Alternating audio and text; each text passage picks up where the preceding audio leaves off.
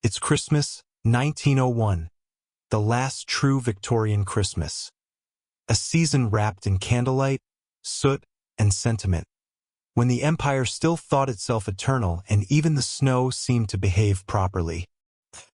You hear it before you see it, the soft clink of carriage wheels on wet cobblestones, the faint hum of a carol drifting through the London fog. It's early evening, and you're walking home from a shop that smells faintly of oranges and coal dust, clutching a small paper-wrapped parcel you can't quite afford but bought anyway. Because that's what one does in December of 1901. You buy things, you pretend everything's splendid, and you try not to think about how the century has just ended and taken Queen Victoria with it. The air is thick and damp, like the inside of a teapot left too long on the stove. You pass a lamplighter. His ladder creaks as he leans into the cold, coaxing each glass lamp to glow against the gathering dark. The flame catches, and for a moment, the fog blushes gold. You walk on, boots squeaking. Somewhere behind you, someone's whistling God Rest Ye Merry, Gentlemen. The sound fades, swallowed by the city's breathing. A cheeky warning whispered just for you. You probably won't make it through this day. But don't worry, most people in 1901 didn't either, at least not awake. Life moves at the pace of pipe smoke and penny newspapers. Before we wander any further, maybe hit like, if your mitten thumb can manage it. Subscribe if you want to drift back here later. And why not? Tell me your local time and where you're listening from. Maybe it's snowing there too. Now let's ease into tonight's journey. The kettle's on, the streets quieting, and you, dear listener, are about to walk through the last Christmas of the Victorian age. You turn a corner onto Fleet Street. Gas lamps burn low, their halos smeared by mist. The shop windows glitter, toy trains, sugar plums, and paper angels, all trapped behind glass. Inside one display, a porcelain doll smiles with the strange confidence of someone who's never had to pay rent. A newspaper boy calls out headlines, Queen Victoria's first Christmas in heaven. He shouts it as if he's personally checked. You drop a halfpenny into his mitten and keep walking. The year has been a strange one. The world feels both older and newer. The motorcar has begun to grumble along the same roads as the horse. There are whispers of radio experiments and new electric lights so bright they make midnight look embarrassed. But here, in London's smoky belly, Christmas still belongs to candles, puddings, and long shadows. In a small tea shop, a woman in a feathered hat stirs her cup as if the sugar could solve everything. Her husband reads the illustrated London News, its cover showing the royal family around a glittering tree. The caption, Christmas at Sandringham, His Majesty's First. King Edward VII, broad and red-cheeked, has taken the throne. He is, in many ways, the anti-Victoria, more champagne than scripture. Some say the empire feels a little lighter for it. Others mutter that dignity has gone the way of powdered wigs. Historians still debate whether that was an improvement. Outside, a caroler sneezes mid-song, a reminder that colds, like gossip, travel faster in December. The sound makes you smile. You stop at a street corner where a boy is selling roasted chestnuts. The air smells of smoke and sugar and faint desperation. You buy a paper cone, the chestnuts burning pleasantly against your palms. A few steps away, a charity bell ringer in a threadbare coat calls for donations. His bucket clinks with coins, and the occasional button someone has dropped in by mistake. You stand there for a moment, watching the snow start to fall slow, uncertain flakes that dissolve on contact. The city softens under it, like a drawing smudged by a thumb. Later, you find yourself at home, a narrow, drafty flat near Holborn. The walls hum faintly with neighbors' lives. Laughter, a quarrel, the steady beat of someone's shoe against the floorboards above. On your mantel, a single candle flickers beside a sprig of holly. There's a small card propped against it, printed with gold letters. A Merry Christmas and a Happy New Century. You hang your scarf on a peg, remove your boots, and sit by the window. Outside, the fog has turned the gas lamps into floating stars. Somewhere, a bell tolls 8. It's quiet, the kind of quiet that makes even your thoughts seem too loud. You think of how this is the first Christmas without her, Victoria, the grandmother of Europe. She reigned for 63 years, and now she's gone, leaving an empire in need of a mother. The morning black has faded, but not entirely. Some still wear armbands. Others pretend they never did. Life resumes because it must, though even the weather seems uncertain about it. You sip weak tea and imagine the great harbor of time itself frozen over. The Victorian world, glittering and solid, while the next century waits beneath the ice. An obscure cultural tidbit floats to mind. This is the year when the first Christmas cards printed in color became widely available. The images are cheerful: robins, snow scenes, rosy-cheeked children, though one or two oddly feature frogs in waistcoats. Historians still aren't sure why. Perhaps even then, people enjoyed confusing their relatives. You pull a blanket around your shoulders and lean back. A draft curls under the door. You imagine it's the ghost of Christmas future, running late and slightly apologetic. The candle guttering beside you seems to whisper with the street's slow heartbeat. It's not grand or glorious, just an ordinary night in a city caught between centuries. And you're here to witness it, quietly, without hurry, as the snow begins to fall in earnest. When you step outside again, the snow has thickened, crunches softly underfoot, like biting into a pastry. You walk toward the Thames, the air sharp enough to taste. Shopkeepers are closing up. A man locks the door to a tailor's, adjusts his bowler hat, and tips it toward the stars, perhaps in prayer or perhaps out of habit. A woman in a red shawl sweeps her steps, humming in the bleak midwinter under her breath. You pass a window where a Christmas tree twinkles, one of the new German-style firs, hung with candles and glass baubles. Queen Victoria's husband, Prince Albert, introduced the custom decades ago, and it's stuck faster than the snow on your coat. Beneath the tree sits a toy train, a stuffed bear, and a box labeled electric fairy lights. Caution: do not touch while plugged in. Electricity, the bold newcomer. Some call it the devil's spark, others call it progress. Historians still debate whether anyone actually liked it at first or just pretended to. As you stroll, a horse-drawn omnibus passes by, its lanterns glowing dimly through the snow. The driver hums, the horse snorts, and a passenger leans out to catch snowflakes on his glove. For a moment, the whole scene feels like a snow globe, delicate, self-contained, easily shaken. The major historical fact of the night drifts in quietly. This Christmas marks the transition from the Victorian to the Edwardian era, the first time in over 6 decades that Britain celebrates under a new monarch. The newspapers say it feels hopeful. The pubs say it feels overdue. You find yourself by the river. The Thames lies silent and slow, a dark ribbon edged with ice. Across it, the lamps of Southwark glimmer faintly, little stars caught in glass. You lean on the railing and breathe in the cold. A nearby watchman coughs. "Bit of a night for ghosts," he mutters. You nod, unsure if he's joking. The bridge beneath your feet hums with footsteps.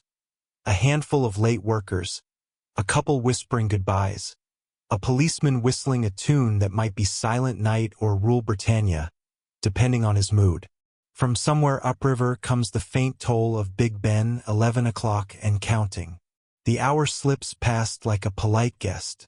You turn back toward home, passing a bakery where someone's left the window cracked. The smell of fresh bread wraps around you like a blanket. You can't help but smile. Even the cold seems less cruel when yeast and sugar are involved. As you climb the narrow stairs to your flat, The candlelight from the hall trembles against the wallpaper. You pause at your door, listening. Somewhere a radio crackles faintly. Not music yet, just static. It sounds like the century clearing its throat. Inside, the room is as you left it. Small, imperfect, entirely yours. The candle on the mantel has burned low. You light another, watch the flame bloom.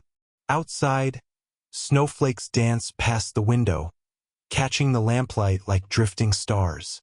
You sit again, pull your blanket close and think.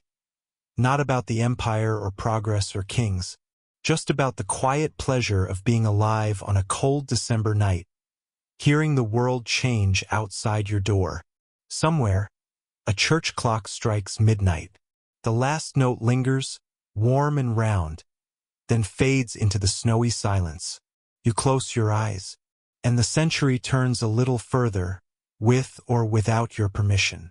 You wake to silence.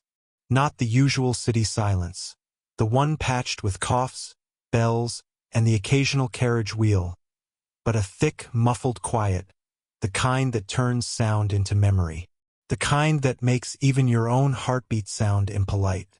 The world has turned white overnight.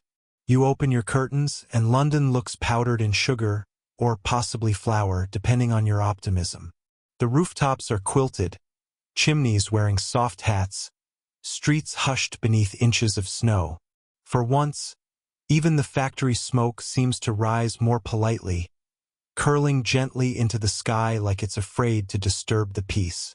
You put on your thick socks, the ones with the mended heel, and shuffle toward the small fireplace. The coals have long gone gray. You give them a stern poke, mutter something about how this century's supposed to be modern, and add another lump. It doesn't catch. You sigh because of course it doesn't. Outside, the milkman's bell jingles faintly. He's trudging through the snow like a hero in a very slow epic. His horse snorts, breath clouding into ghosts. A woman across the street opens her door, calls out, "2 pints and mind the step." It's like skating out here. You can almost hear the grin in her voice. The morning smells faintly of coal smoke, tea, and cold iron. It's Christmas Eve or perhaps the day before it, depending on which calendar you still trust. You brew a pot of weak tea, the steam fogging your window, blurring the snowy street beyond. A small bird lands on your sill. A robin, its chest red as wax. It looks at you judgmentally. You offer it a crumb of bread, and it accepts, but only after some consideration. Victorian birds are particular like that. As you sip your tea, you think about how this Christmas feels both ordinary and final. The last of its kind. The world doesn't know it yet, but within a generation, these candlelit trees and chimney-top carolers will feel as distant as medieval tapestries. The electric age is waiting at the doorstep, tapping its impatient foot. You pull on your coat and step into the street. The snow crunches underfoot like brittle paper. A small boy is sliding down the pavement on a piece of wood that might once have been part of a chair. His laughter rises, clear and wild, echoing down the row of houses. "Careful!" someone calls. He doesn't listen. No one ever does when it's snowing. At the corner, the newspaper stand is half buried in white.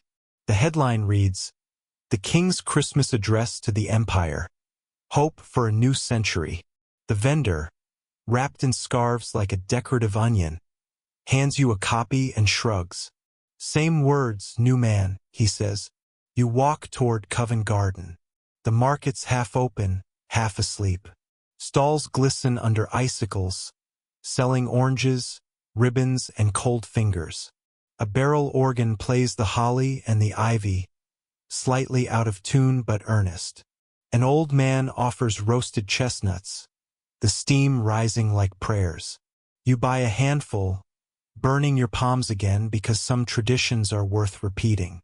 As you eat, you overhear 2 women discussing whether it's proper to have pudding before church service. One insists it's immoral, the other insists it's practical.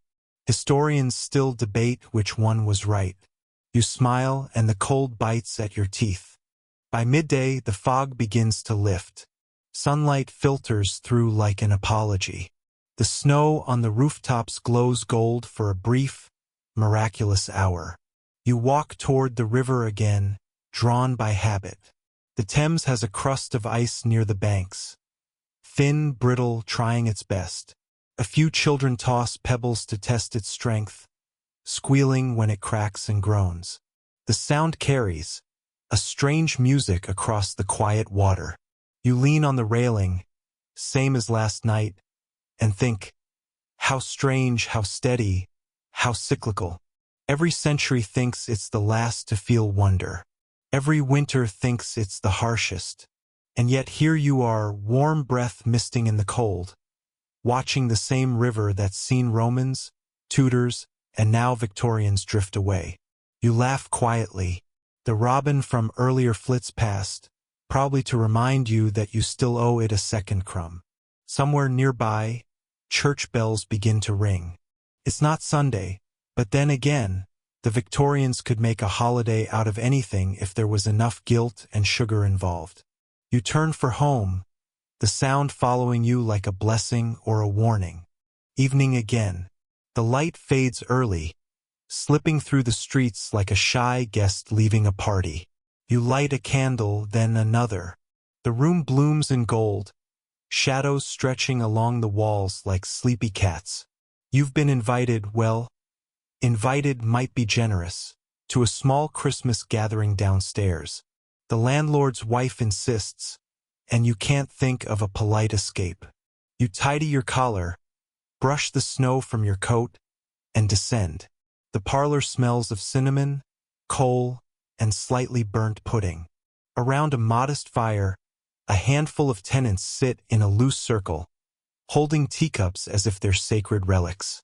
Someone's hung paper garlands that droop a little, charmingly imperfect. Mrs. Prentice, the landlady, beams.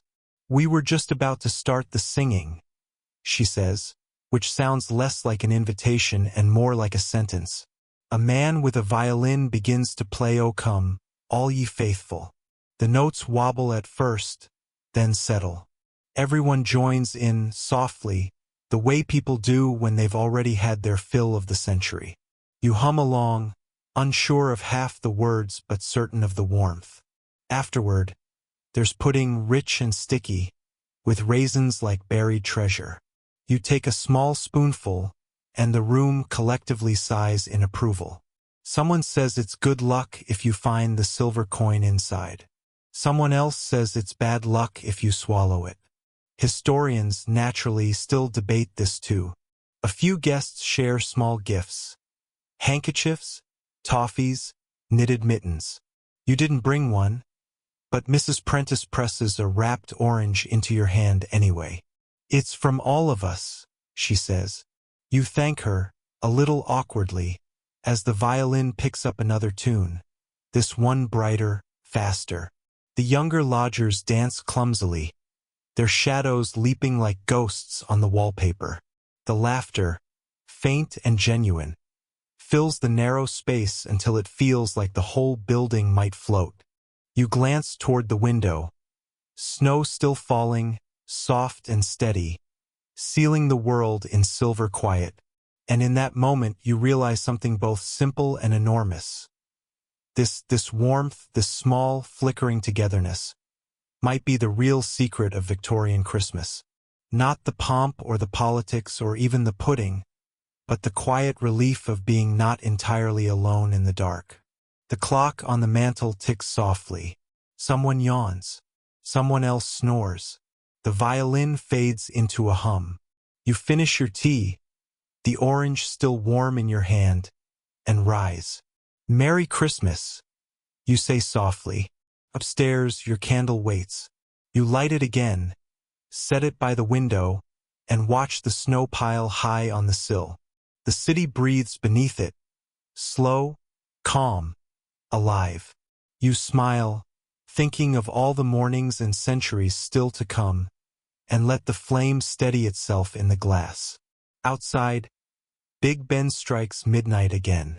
The last note lingers longer this time, as if even time itself doesn't want to leave just yet.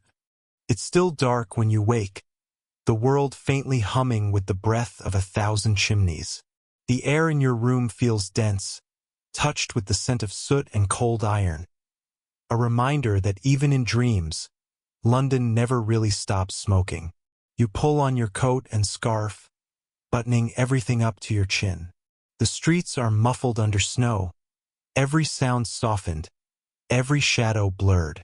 Your boots crunch faintly, like someone chewing toast a few blocks away. The city feels half asleep, half watching. From a distance, you hear the echo of horses' hooves, slow, deliberate, and slightly miserable. A wagon creaks by, laden with vegetables that are probably frozen solid. You're heading toward the market, because that's where mornings in London always begin, even on the coldest day of the year. The Covent Garden Market looms out of the fog like something out of a Dickens illustration. Arches glistening, roof dripping icicles.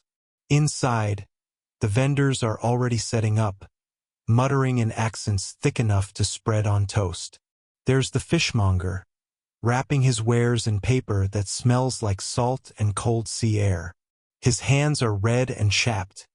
His breath steams like a kettle. He greets you with a nod that says, "We both regret being awake right now." Next to him, a woman in a shawl is arranging oranges into a pyramid. They glow like captured suns in the dim lantern light. 6 pence a dozen. She calls out to no one in particular, her voice sharp enough to cut through the frost. You buy two, mostly for the warmth they give your hands. As you walk deeper into the stalls, the smell shifts. Coal smoke gives way to pine needles, tallow candles, cinnamon, and the faint metallic tang of snowmelt. Someone's selling holly wreaths, another's hawking small wooden toys. A boy runs past carrying a bundle of newspapers, shouting headlines about a snowstorm in the north and a new royal engagement. His shoes are too big, his grin too wide for the hour. And then, almost as if on cue, a church bell begins to ring in the distance. Lazy, uncertain, probably tired of its own enthusiasm. You pause by a cart selling hot tea and pastries, the steam curling upward like the ghost of breakfast. "Cold one," the vendor says. You nod, which feels inadequate. It's the sort of cold that seems to have a personality, quietly judgmental, a little smug. As you sip your tea, a woman beside you mutters that she's seen worse winters. She says it with the authority of someone who has survived at least 2 empires and possibly 3 husbands. You nod respectfully. She nods back. There's a silent understanding. Winter may win, but only temporarily. Somewhere nearby, a cat leaps onto a pile of hay, curls into itself, and pretends that history isn't happening. You walk home as the city wakes. Smoke begins to rise, faintly blue against the pale dawn. Somewhere, someone is tuning a violin. Somewhere else, bread is baking. And for a fleeting moment, London feels like it's holding its breath, suspended between centuries, between warmth and frost, between what's ending and what's just about to begin. Historians still debate whether this was truly the last Victorian Christmas or merely one of the last. But in this quiet hour, the distinction doesn't seem to matter. What matters is the glow spilling from windows, the faint sound of carolers rehearsing too early, and the steady rhythm of boots on snow. You pass the river again. The ice is thicker now, glassy, silver, dangerous. A few daring souls test it with sticks. It creaks ominously, as if clearing its throat in warning. You keep walking, hands in your pockets, breath fogging the air. The sky shifts from blue to rose to pale gold. Somewhere behind you, a clock chimes 7. And for no reason at all, you feel quietly hopeful. The way people do before they remember the world is both beautiful and badly heated.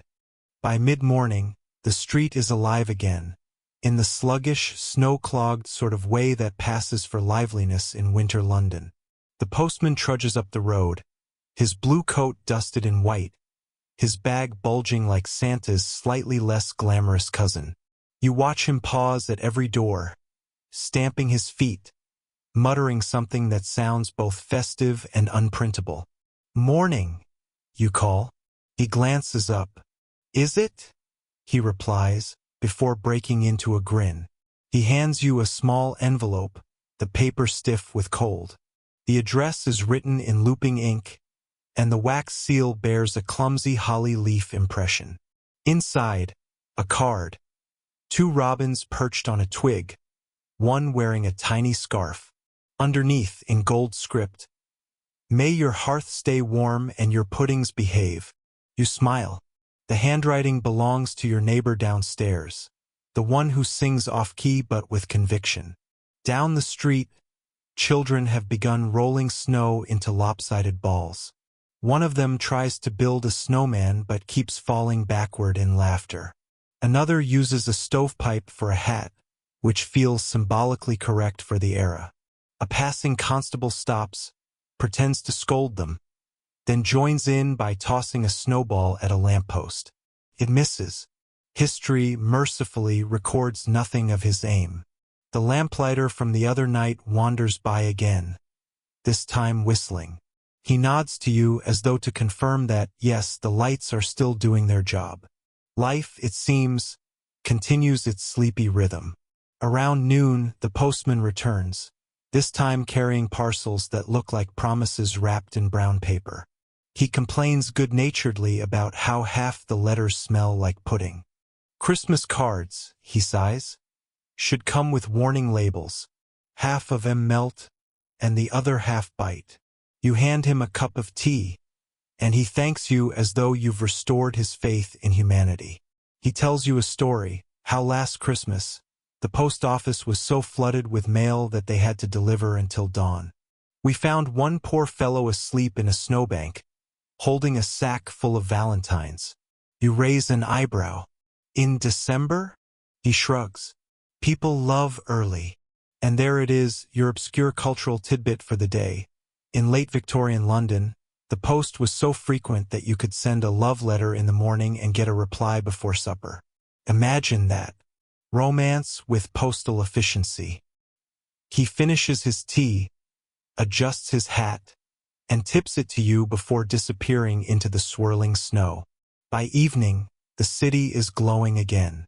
Candles flicker behind frosted windows. Someone plays a piano faintly off-key, drifting through the walls like a memory of joy. You sit by your own small fire, card in hand, and wonder at the quiet miracle of letters. How ink and paper can carry warmth across cold miles. How words can cross winters without freezing. Outside, the postman's tracks have already been covered by new snow. The world, for all its noise and haste, still finds ways to erase and renew itself overnight. You lean back, close your eyes, and listen to the wind press softly against the window. Somewhere beyond it, another century waits, tapping gently, asking to be let in. You walk again through the narrow streets, your breath rising in little ghosts that vanish before you can catch them. Snow is falling with a steady patience now, as if it's been waiting for the perfect moment to blanket everything and has finally decided it's time. A lamplight flickers overhead, haloed in mist. The scent of roasted chestnuts drifts through the cold, mingling with the metallic bite of frost. And there, tucked between a bakery and a shuttered apothecary, you find it, the toymaker's shop. The window glows like a storybook, its glass fogged at the corners. Behind it, a forest of wooden horses, tin soldiers, and dolls with fixed, knowing smiles stand in perfect ranks. The light catches their painted eyes, giving them the faintest shimmer of life or mischief. It's hard to tell which. You lean closer. A small sign, hand-lettered in gold paint, reads, H. Bramwell and Son, makers of dreams and occasional nightmares. Inside, the air is warm and smells faintly of sawdust and peppermint oil. A bell chimes as you enter, and a man with silver hair looks up from a workbench cluttered with tiny gears and half-assembled marionettes. "Cold out, isn't it?" he says, though it's the kind of observation that's more ritual than question. You nod, brushing snow from your sleeves. He gestures to the shelves. They've all been waiting for Christmas. The toys, can't send them off to new homes until they've learned their manners. You glance around. A jack-in-the-box sits smugly beside a model train, as though they've been having an argument all morning. A wooden duck on wheels seems to be sulking. It's easy to imagine them whispering after hours, rehearsing their roles for Christmas morning. Who will delight? Who will terrify? Who will get left behind and tell ghost stories to the dust motes? The toymaker tells you he's been working since dawn, repairing a music box that plays God Rest Ye Merry, Gentleman slightly off-key. Gives it character, he says. Perfection's overrated. Ask any angel. You laugh softly. The sound feels too loud in the cozy room. He hands you a small figure, a tiny carved robin with red paint for its chest. Used to be lucky, he says. People used to hide little wooden birds in Christmas trees for good fortune. Before tinsel took over and spoiled the mood. That's your obscure cultural tidbit. In some parts of 19th century England, wooden or glass robins were hung as charms for prosperity and protection during the winter, a fact far too charming for modern minimalism. The toymaker looks up from his bench again. You'll stay for a cup of tea? You do. It's the kind that tastes faintly of smoke and comfort.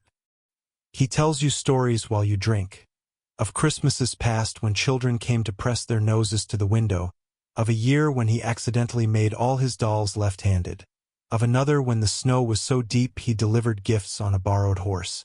Historians still debate whether that was the worst winter of the century, he says with a wink. But I remember it mainly because my mustache froze solid. When you leave, he presses the tiny wooden robin into your hand. For luck, he says, or for memory, whichever lasts longer. You step back into the snow. The sky is an opal gray, heavy and beautiful. You tuck the little bird into your coat pocket and start walking again, feeling perhaps a bit lighter than before. The sound of the music box drifts faintly through the door behind you. Off-key, warm, perfectly imperfect. By nightfall, the city looks like a painting half-finished. The streets are glazed with silver slush. The windows flicker with soft candlelight. Somewhere in the distance, a church choir practices, "O come, all ye faithful," in the key of almost. You stand at the curb, waiting for a carriage. The snow keeps falling. Fat, lazy flakes that seem more decorative than practical. When the carriage arrives, it's pulled by two horses who look profoundly unimpressed with the concept of Christmas. Their breath billows like steam engines as they stamp the ground, ringing their harness bells without enthusiasm. The driver tips his hat. "Where to?" "Just a ride," you say. "Nowhere in particular." He nods, either used to such answers or too polite to question them, and helps you aboard. The seat is cold but not unpleasantly so. The world outside becomes a blur of light and shadow as the horses begin their steady rhythm. The streets pass like dream fragments. You see a baker closing his shop, carrying a tray of unsold mince pies that will no doubt accidentally make it home. A couple stands beneath a gas lamp, whispering, their footprints already half covered by snow. You pass the post office again, the postman's window still lit. Inside, a few tired clerks sort the last of the holiday mail, their faces bathed in the warm glow of lamplight. One of them yawns so wide it could be classified as architectural. Then you spot it, the bridge, gleaming faintly under a thin skin of frost. The river below is crusted with ice, reflecting the yellow lamps like broken stars. The driver slows the horses. They say, he mutters, "It might freeze solid this year." Imagine walking clear across the Thames. You nod. You can imagine it. The river turned to crystal, footsteps echoing over water that sleeps instead of flows. And indeed, that's your historical fact. In the winter of 1901, the Thames partially froze, though not enough to hold the frost fairs of old.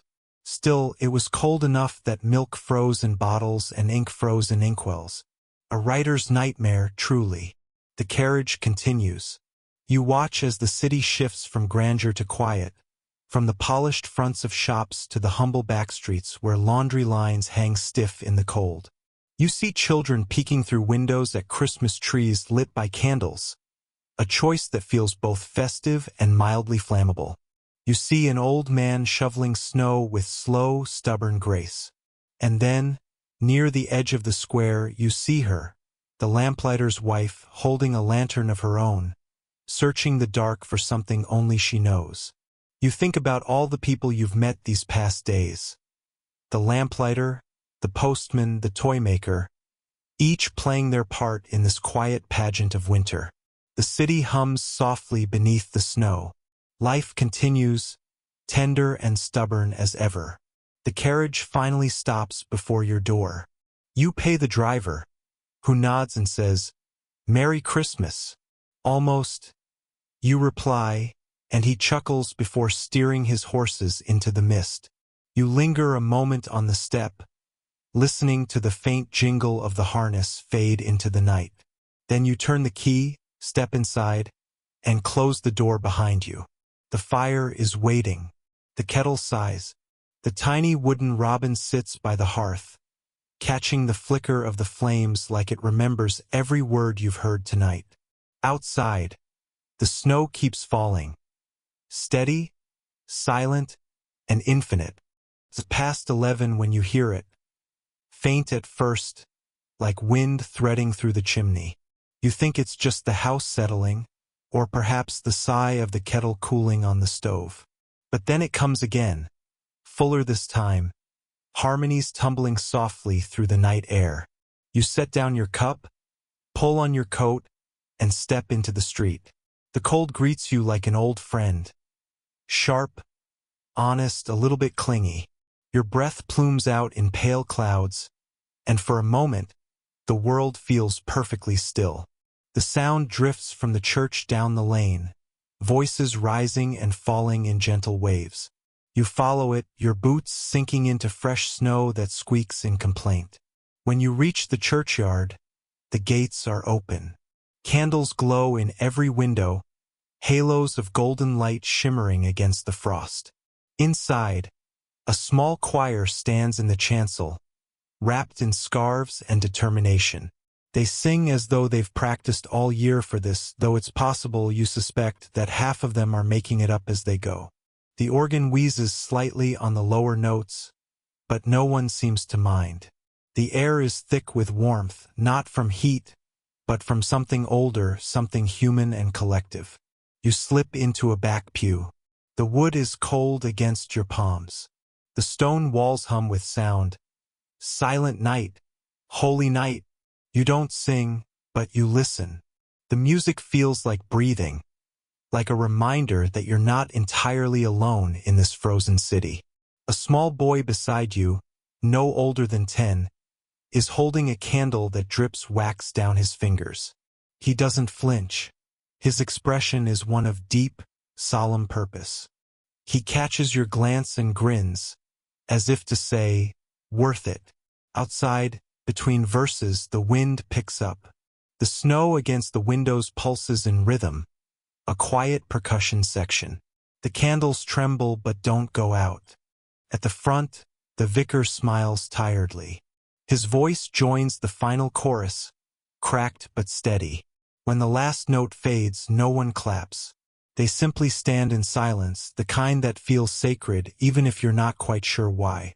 Then, softly, people begin to move, nodding, whispering, lighting lanterns for the walk home. The boy blows out his candle and says to no one in particular, "See you next year." You hope he's right.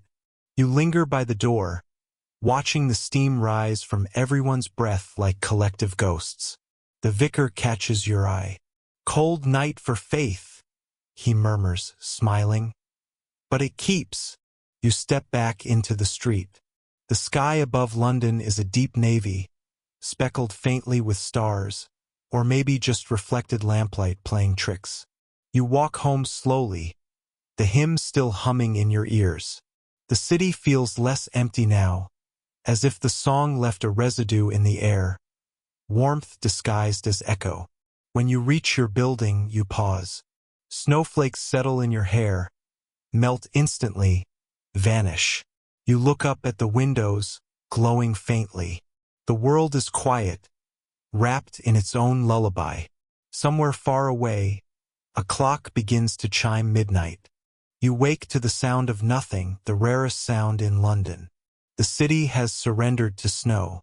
Even the usual racket of carriages and shouting vendors has softened into silence. Light filters through your curtains in a slow, golden haze. The air smells faintly of ash and pine. For a moment you forget where you are, what day it is. Then the faint peal of a church bell reminds you. It's Christmas. You dress slowly, letting the day unfold without hurry. There's no rush. The world outside isn't going anywhere. When you open the door, the street is nearly unrecognizable, buried under fresh drifts of snow that gleam like silk in the sunlight. Roofs sag gently under their weight, and every fence post wears a hat. The lamplighter's wife waves from across the way, carrying a loaf of bread wrapped in cloth. "Merry Christmas," she calls, her voice cheerful enough to melt frost. You wave back. "And to you." She disappears into the house next door, her laughter lingering like perfume.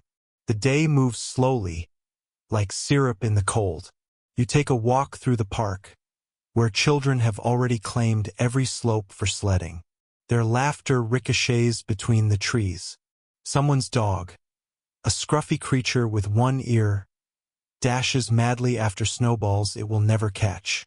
At the center of the park, a frozen pond gleams like glass. Couples skate arm in arm, scarves fluttering. One slips, nearly takes out a lamppost, and bows theatrically to scattered applause. You stop to watch, smiling despite yourself. The air carries the distant sound of bells and the nearer scent of roasted chestnuts from a nearby stall.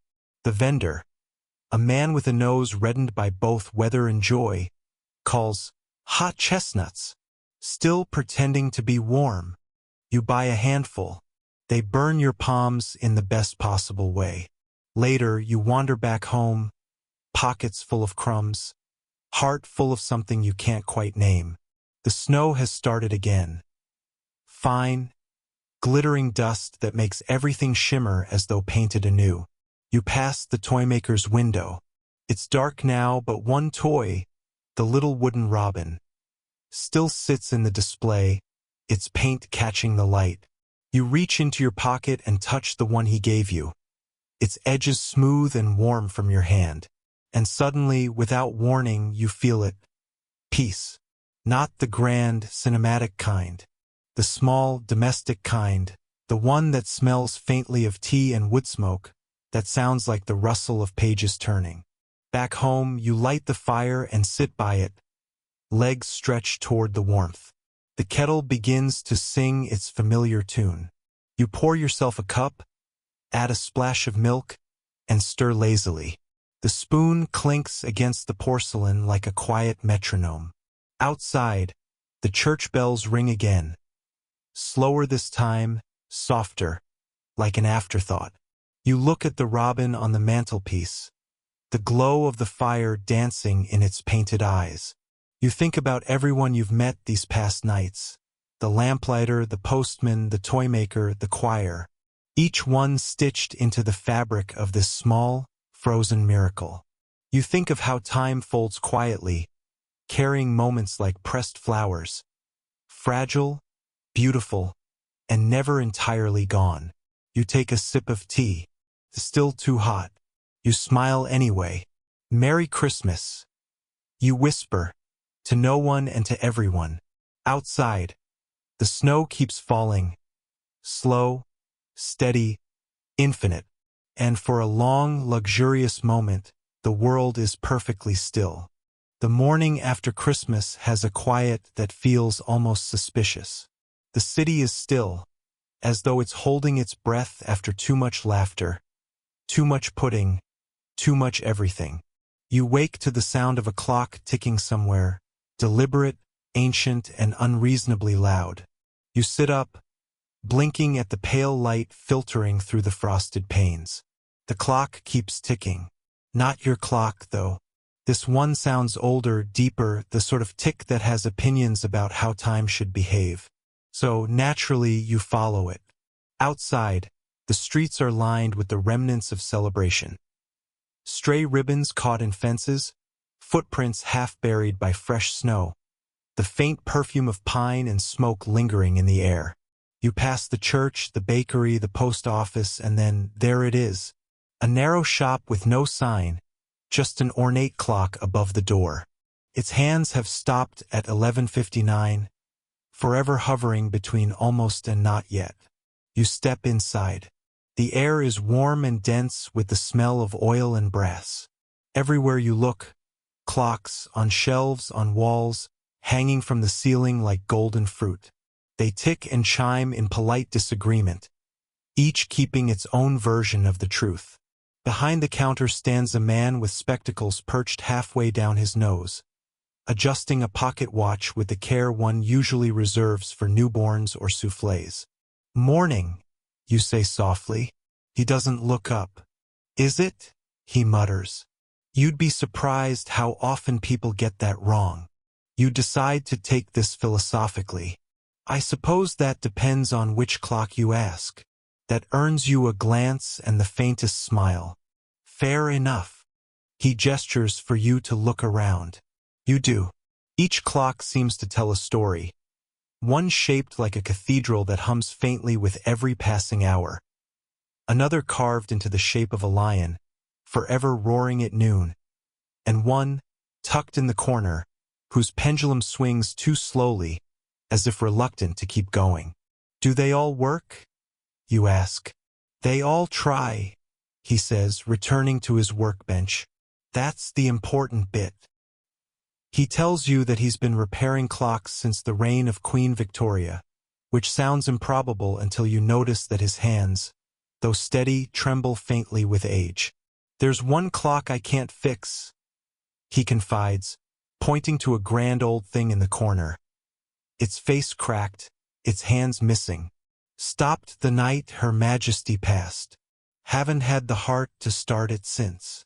Historians, he adds quietly, still debate whether that winter 1901 marked the true end of an era or just a symbolic one. But for him, it was personal. The world seemed to change overnight. People stopped winding their clocks with the same patience. He looks at you over his spectacles. You know what's funny? We thought time would slow down after her. But it didn't. It just started walking faster, like it was late for something. You wander the shop a while longer. One clock, oddly shaped like a ship, makes the faint sound of waves when it ticks. Another, shaped like a birdcage, chirps once every minute, an oddly cheerful alarm.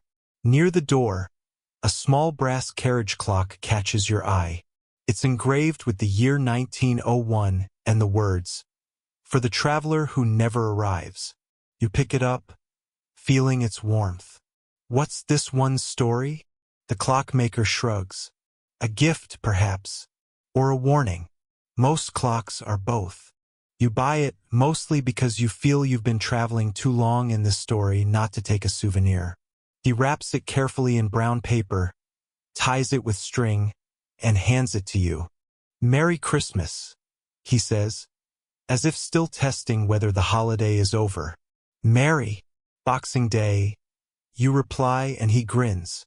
"Ah yes," he says, "the day when time returns to work, whether we want it to or not."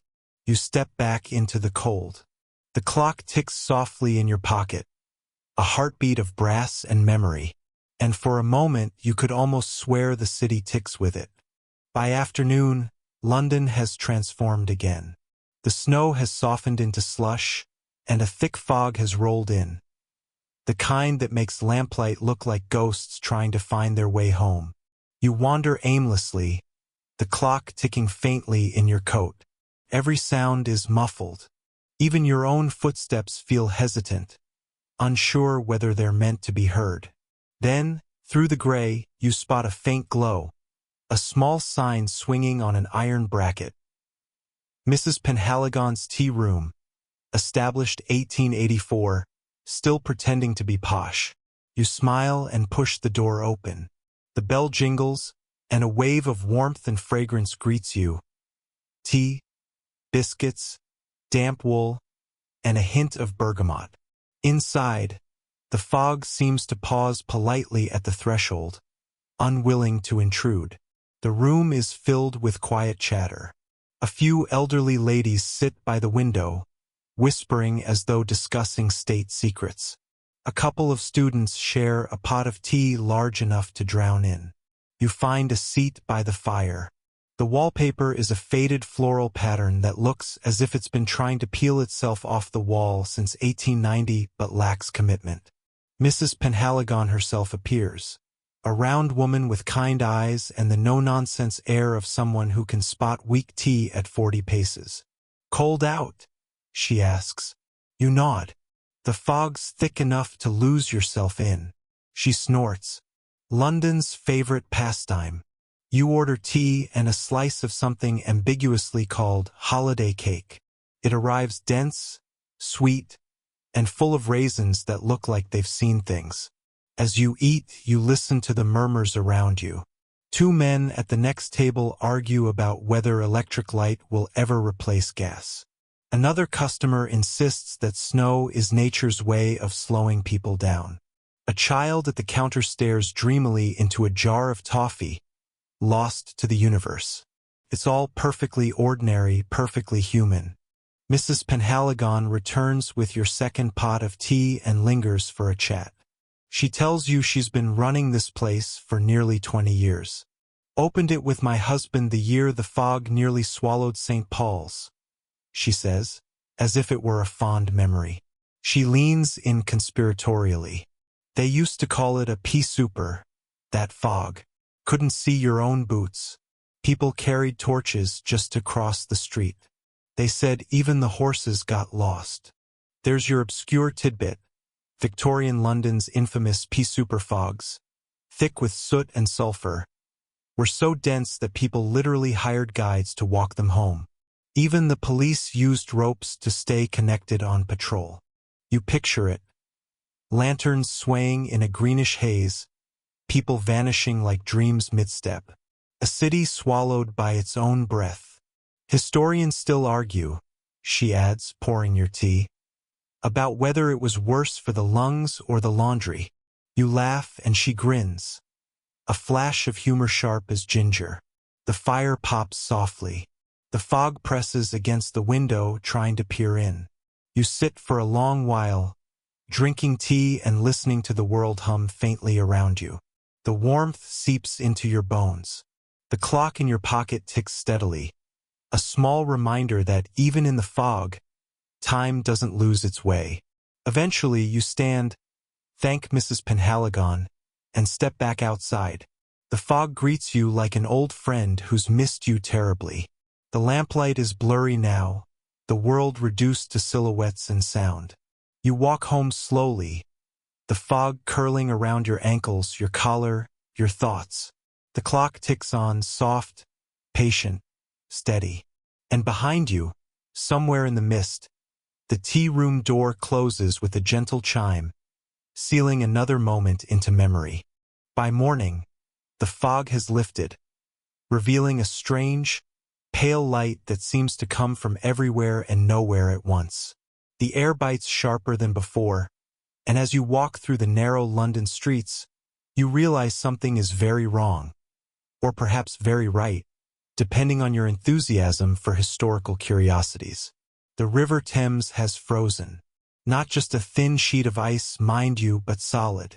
People are walking across it. Dogs are running. Children are sliding and shrieking.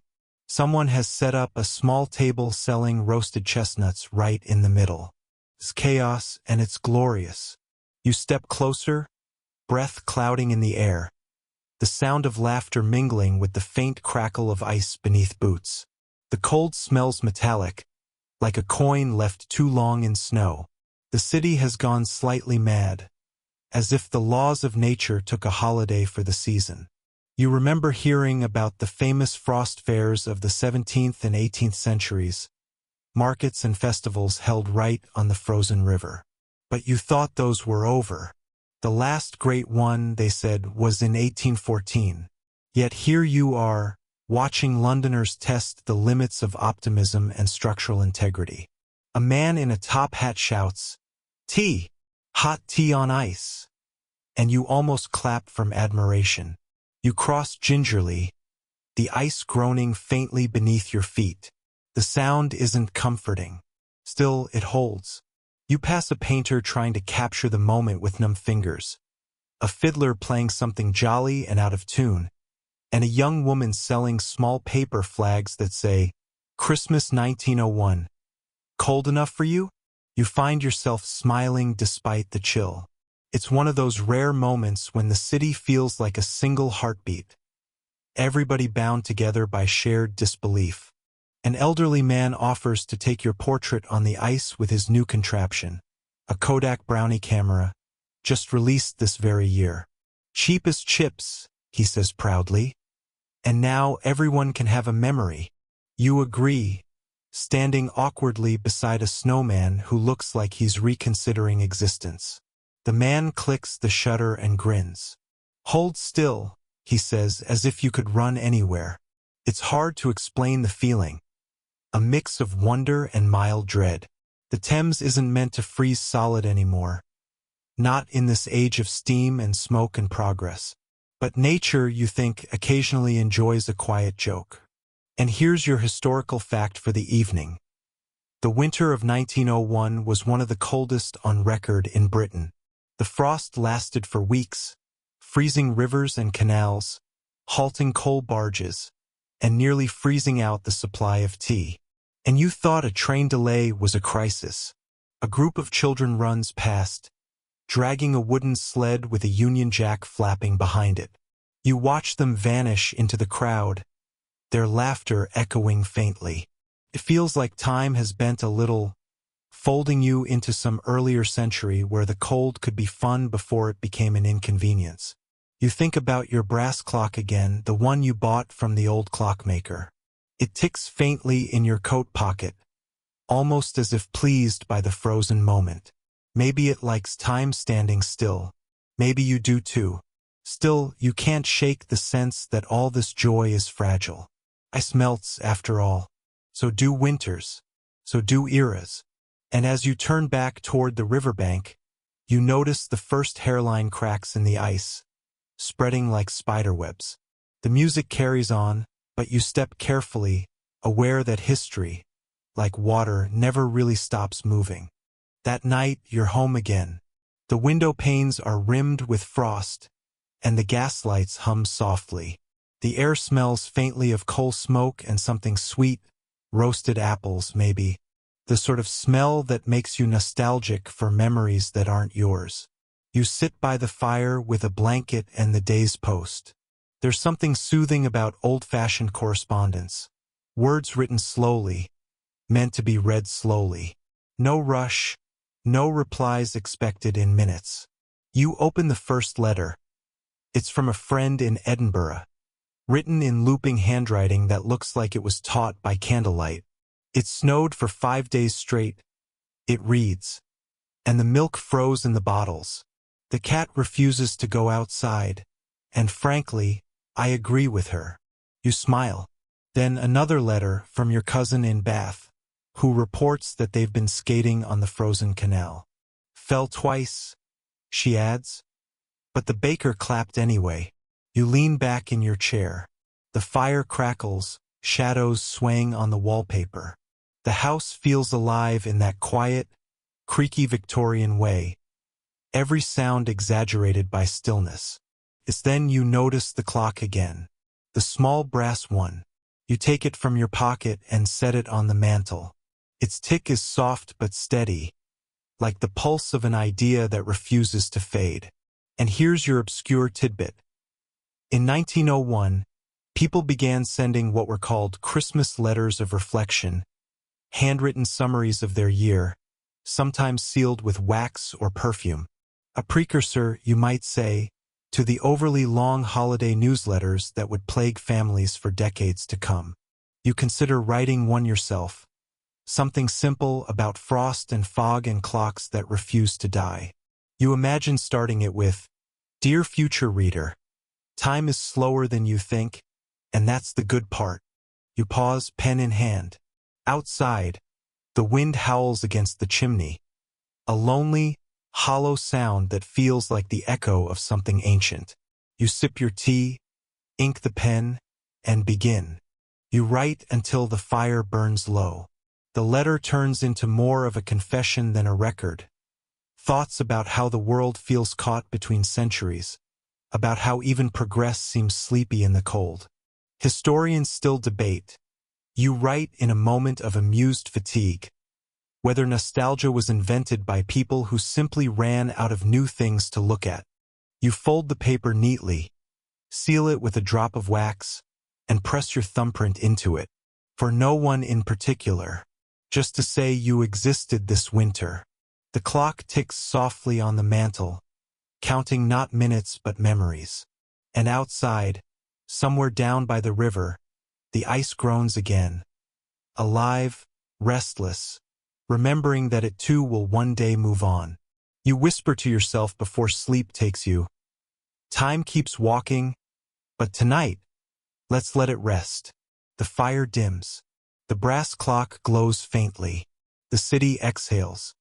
You wake to the soft hiss of gaslight, the familiar glow that bathes the walls in amber warmth. Outside, snowflakes drift silently past the window, each one illuminated like a falling spark. London, it seems, has decided that this Christmas week will exist entirely in shades of gold and gray. You pull on your wool slippers, the kind that feel like they've absorbed 3 centuries of dust and patience, and make your way to the window. The street below is hushed except for the occasional clatter of carriage wheels on slush. A lamplighter makes his rounds, carrying that peculiar long pole with a flame at the tip, touching one lamp, then another until the street is awake. It's a routine so ancient it feels almost ritualistic. Every light is a small defiance against the cold, a promise that warmth still exists somewhere, if only in the imagination. You can see across the street now into the bakery. Mr. Pevensey, whose name, surely, was destiny, is already up, rolling dough under the dim light. His daughter, wrapped in a shawl, yawns as she sprinkles flour. Steam curls from the oven. The smell of bread drifts faintly across the street, through the cracks in your window, and you almost forgive winter entirely. But not quite. You pour yourself tea lukewarm because the kettle gave up some time ago, and sit beside your writing desk. The ink is half frozen, thick as syrup. You stir it absently, watching the way it clings to the quill. This is the hour when London feels both infinite and very small. You can hear everything. The tick of the brass clock, the faint hum of pipes, the sigh of the city breathing in its sleep. And you think, not for the first time, that history is made less by wars and kings and more by these quiet moments of endurance. The kind where you simply keep the light going. You remember the clockmaker again. The old man with ink-stained hands who fixed your brass companion weeks ago. You promised you'd return to thank him before the new year. Maybe today is the day. You wrap your scarf and step outside. The air hits like a wall, sharp, crisp, immediate. You can see your breath trail behind you as you walk.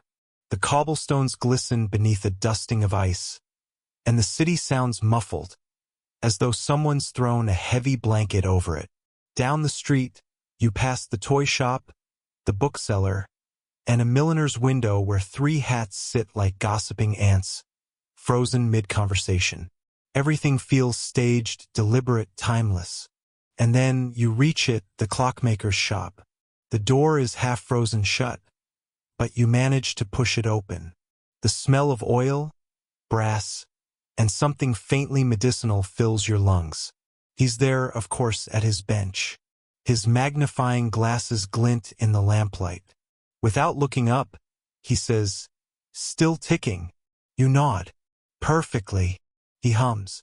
"Then so are you." You both smile. There's something comforting in that logic. And here's your historical fact for this section. By 1901, gaslighting was still common in most London homes and streets, though electric light had begun its slow, glittering takeover. Many Londoners mistrusted it, calling it the lightning thief or the hum in the walls. Change, it seems, always hisses before it hums. You talk with the clockmaker for a while, about time, about winter, about whether anyone really understands either. He tells you an odd tidbit. In old folklore, clocks that stop on Christmas Eve are said to mark the hour when time itself pauses, allowing spirits to walk the earth unbothered. Probably nonsense, he mutters, but his eyes twinkle. Still, I wind mine twice that night, just in case. You leave the shop feeling lighter, your breath fogging in the lamplight. The brass clock ticks in your pocket, almost smugly.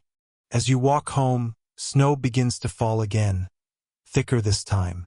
The world feels like a dream you can't quite wake from. Slow, serene, quietly rearranging itself while you watch. You whisper to no one, "It's a good night for remembering." Later that evening, you're invited to a small Christmas gathering at your neighbor's house. A cheerful affair of mild laughter, tepid sherry, and a surprising number of doilies. You go, of course, not because you're sociable, but because it's warmer there than at home. The drawing room is a charming chaos of velvet cushions and gaslight flicker. A piano sits in the corner, its keys slightly yellowed, and someone is already playing God Rest Ye Merry, Gentlemen, with enthusiastic imperfection. You find yourself seated beside Mrs. Davenport, who's wearing enough lace to qualify as an architecture student's final project. She tells you in one breath about her cats, her gout, and her great disappointment in the post office. You nod politely, sipping your sherry like a survivor. Then, salvation arrives in the form of a parlor game. "Consequences," someone declares. "Let's play Consequences." It's an old Victorian favorite. Players write parts of a story on folded paper, passing it along so no one sees what came before. The result is a jumbled tale of absurdities and misplaced romance. Precisely the sort of nonsense that makes long winters bearable.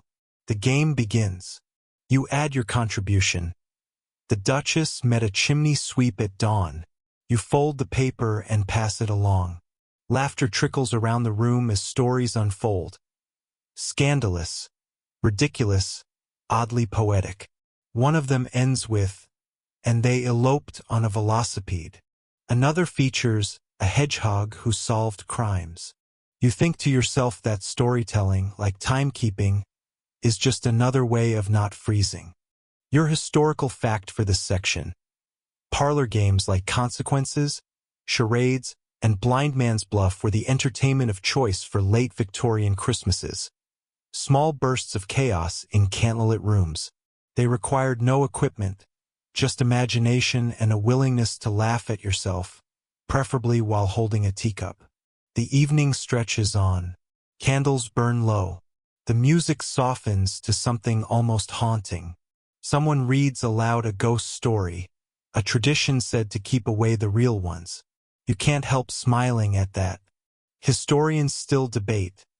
You think with mild amusement, whether ghosts preferred December simply because everyone was already half asleep. You glance at the clock on the mantel. 11:59. Almost Christmas morning.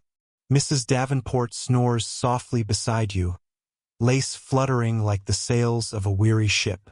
You think of your brass clock again, of the frozen river, of letters sealed with wax and intention.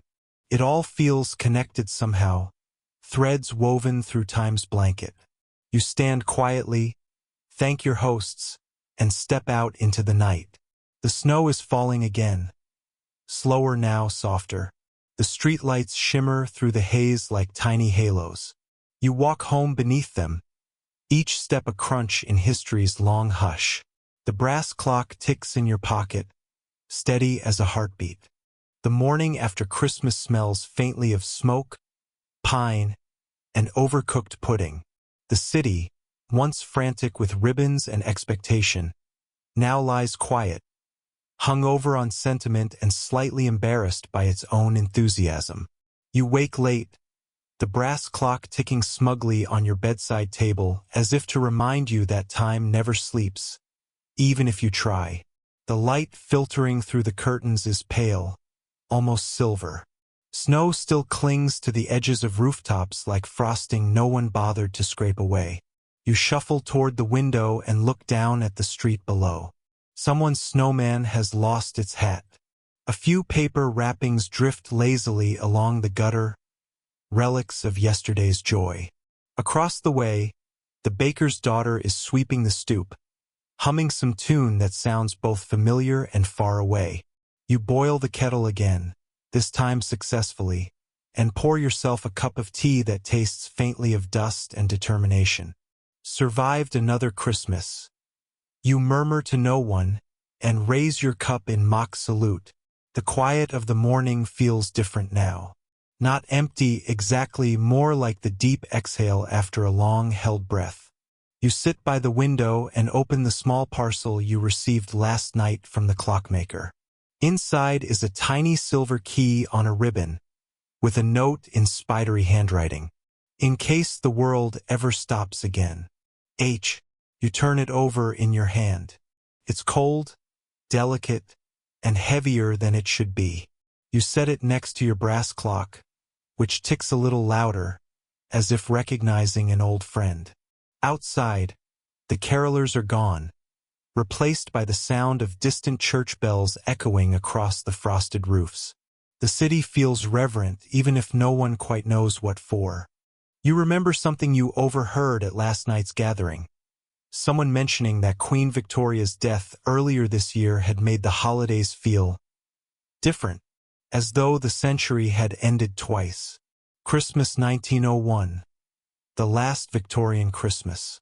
A sentence that sounds final even when whispered. Your historical fact for this section.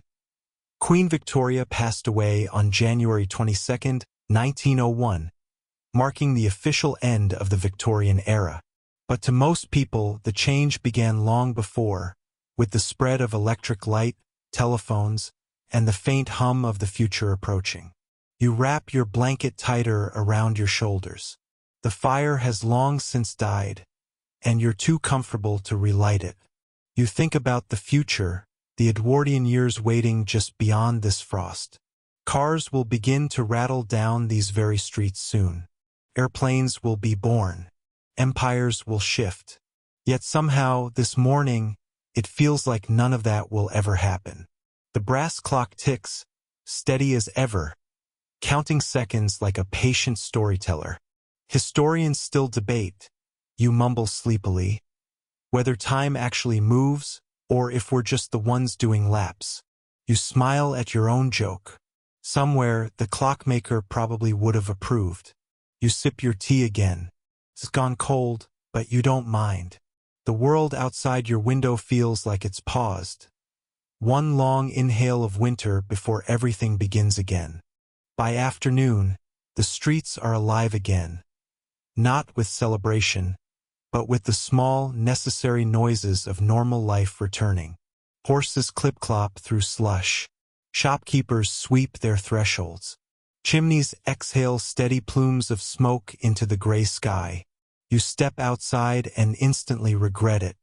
The cold cuts through you like a well-bred insult. Polite but devastating. Still, you walk.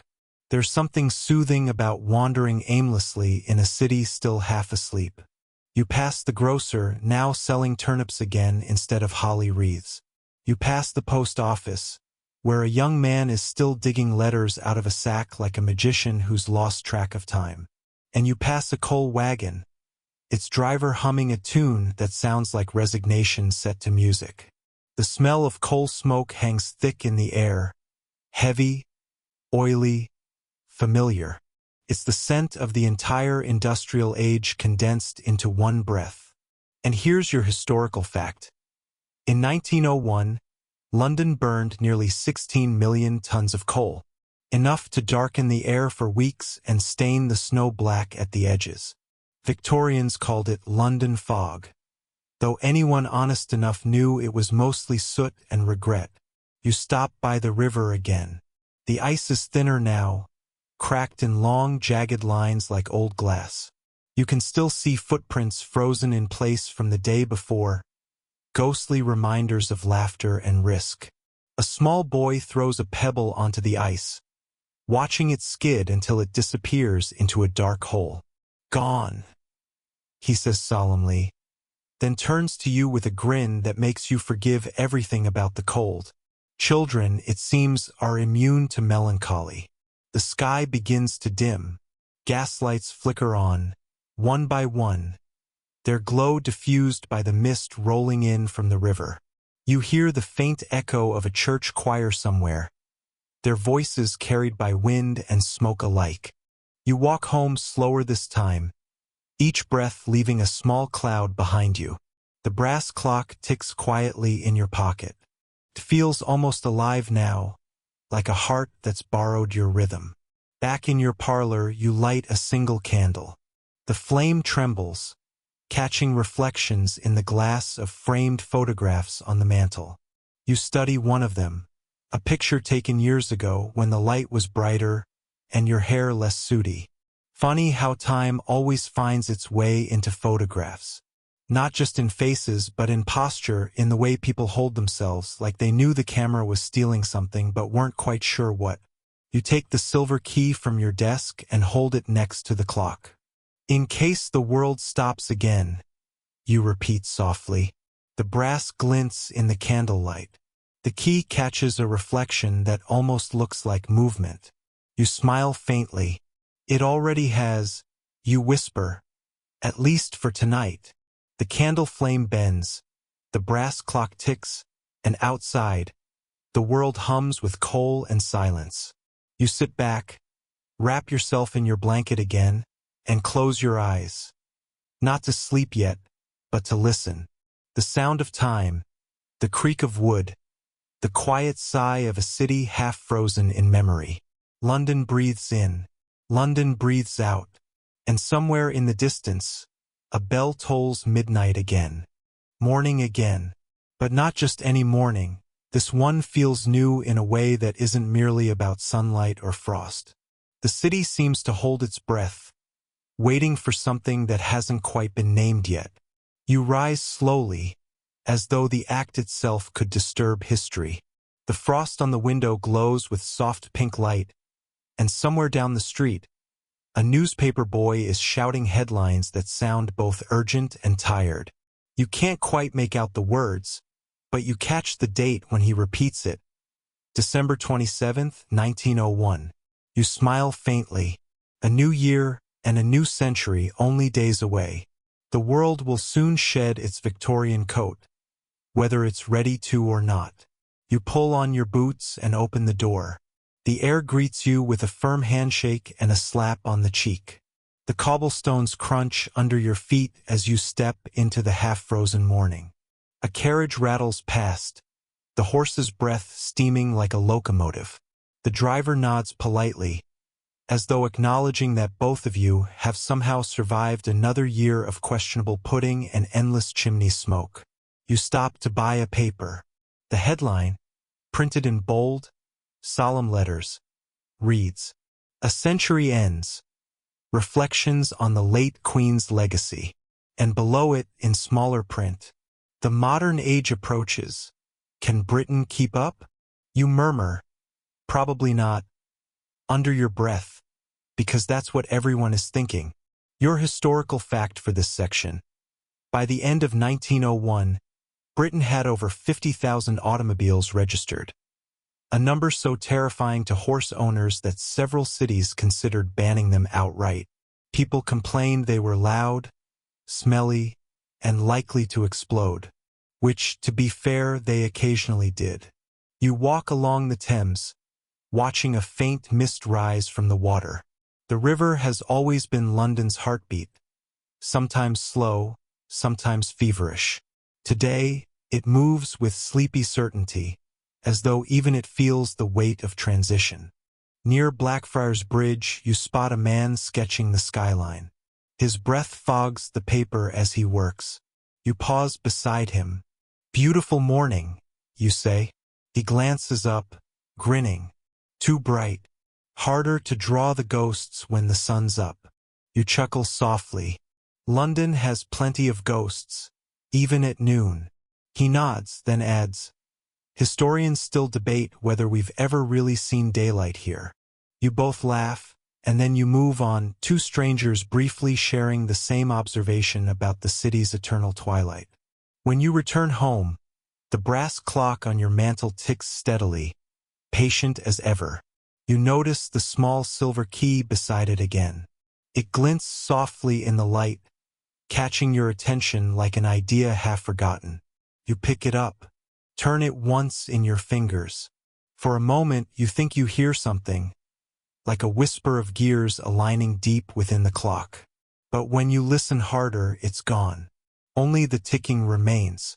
You pour yourself a cup of tea, still cold from earlier, and stand by the window.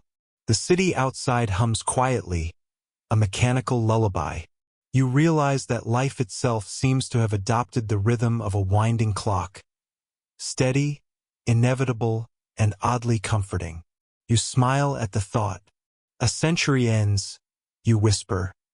But the tea still tastes the same, and in that small, ridiculous truth you find an unexpected peace. By evening, fog drapes over the city like a blanket that's been washed too many times. The lamps along Fleet Street burn with a sleepy glow, halos of yellow swimming in the mist. The sound of boots, wheels, and distant laughter blend into one soft hum. You walk slowly, letting the city's pulse guide you. You've always liked this hour, the world halfway between waking and dreaming. A shopkeeper is closing his shutters. A cat darts through an alley, its tail flicking like punctuation at the end of a long sentence. Somewhere, a piano plays a gentle waltz, slightly off-key but full of heart. You pause near the same bakery you visited before Christmas. The windows are fogged, but you can just make out the silhouette of the baker's daughter kneading dough. She hums again, that same old tune. This time, though, it sounds different, softer.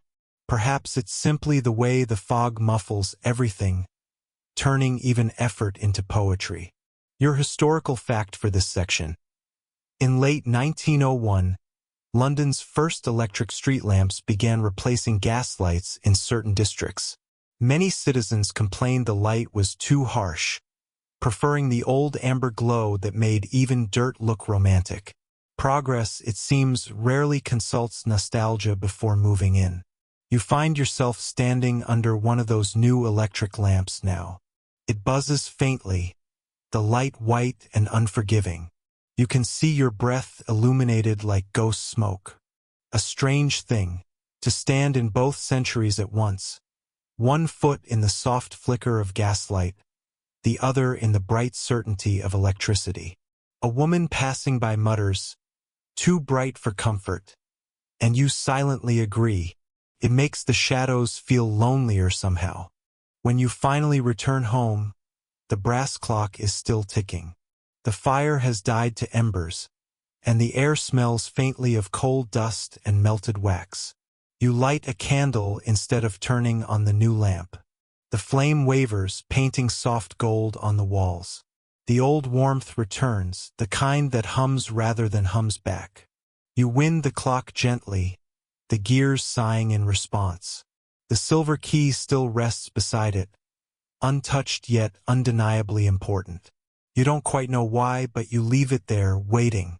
You think of all the years behind and all those ahead. Victorian laughter echoing through parlors.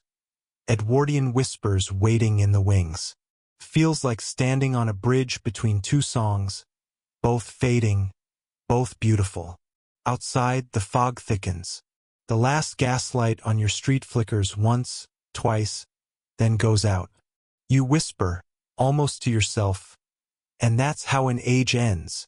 Not with a bang, but with the quiet sigh of a lamp. The clock ticks on. The city exhales. And the night deepens into something timeless. Morning again, soft and hesitant, like the city itself isn't sure whether to bother getting up. You can almost hear it muttering, 5 more minutes. You open your eyes to the faint smell of coal smoke and toast slightly burned on one side, the smell of London optimism. The brass clock ticks politely, and the faint frost on the window pane glows like lace.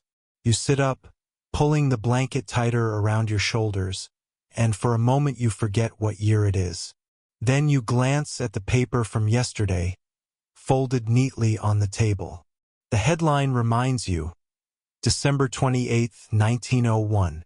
You sigh. Almost there. Almost through the century. Outside, the street sounds are muffled by frost. A milk cart clinks by, the horse snorting little clouds of winter air. Somewhere, a child laughs, quickly followed by a parent's voice warning them not to lick the lamppost. That never ends well in any century. You smile at the absurd familiarity of it all. Humanity never really changes. It just wears new hats.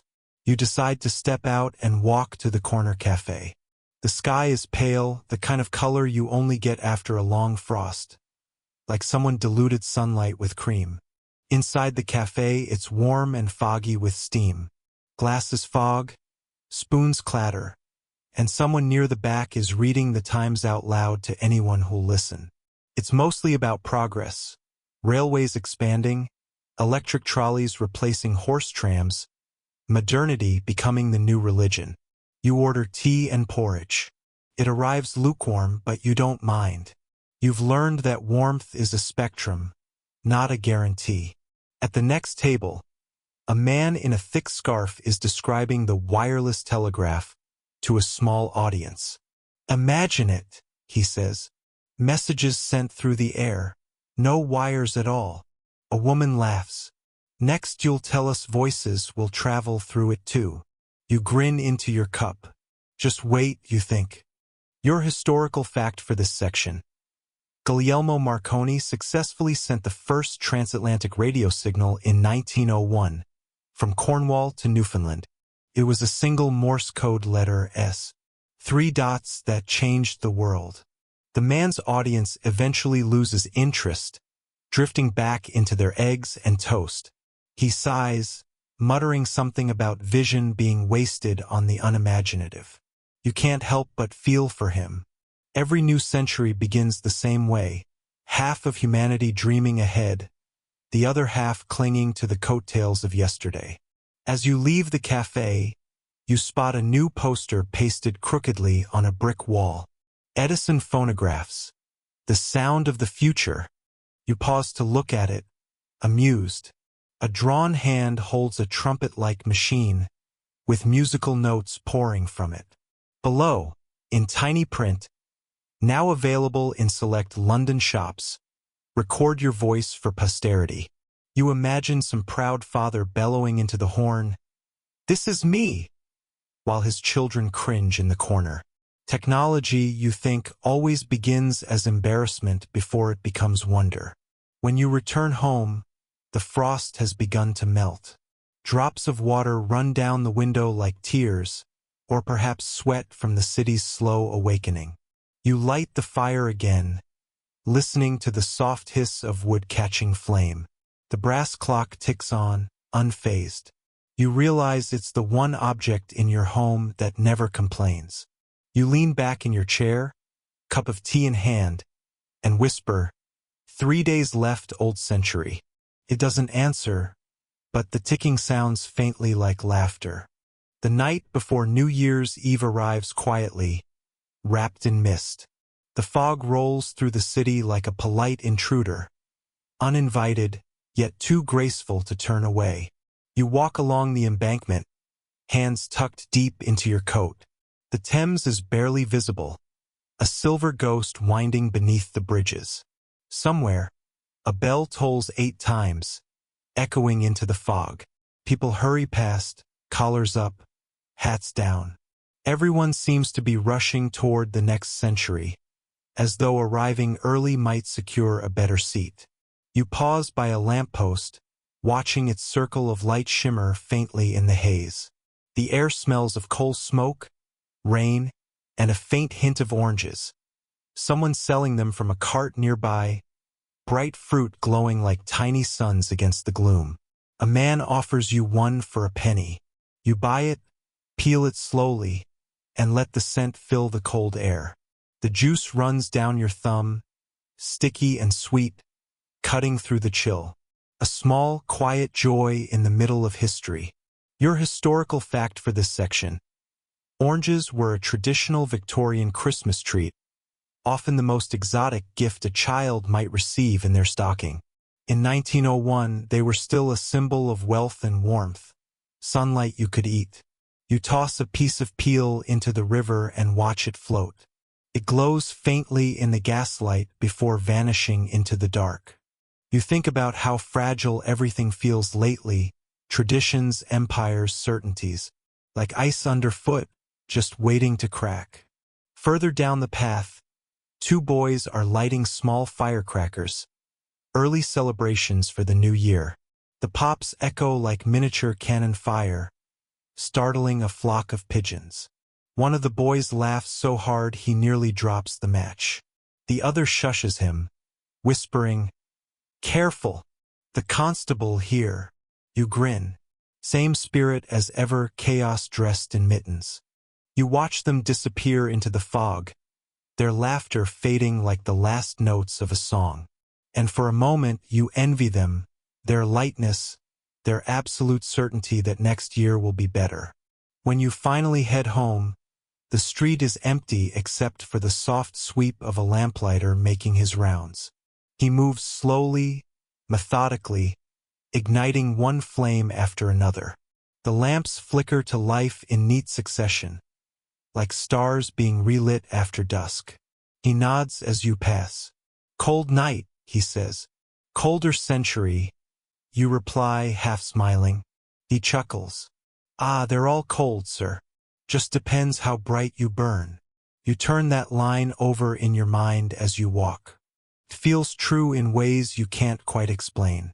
Back inside, you set the orange peel on the mantel beside the brass clock. It looks oddly perfect there, like a relic from some domestic ritual. The clock ticks on, patient and unbothered by the turning of years.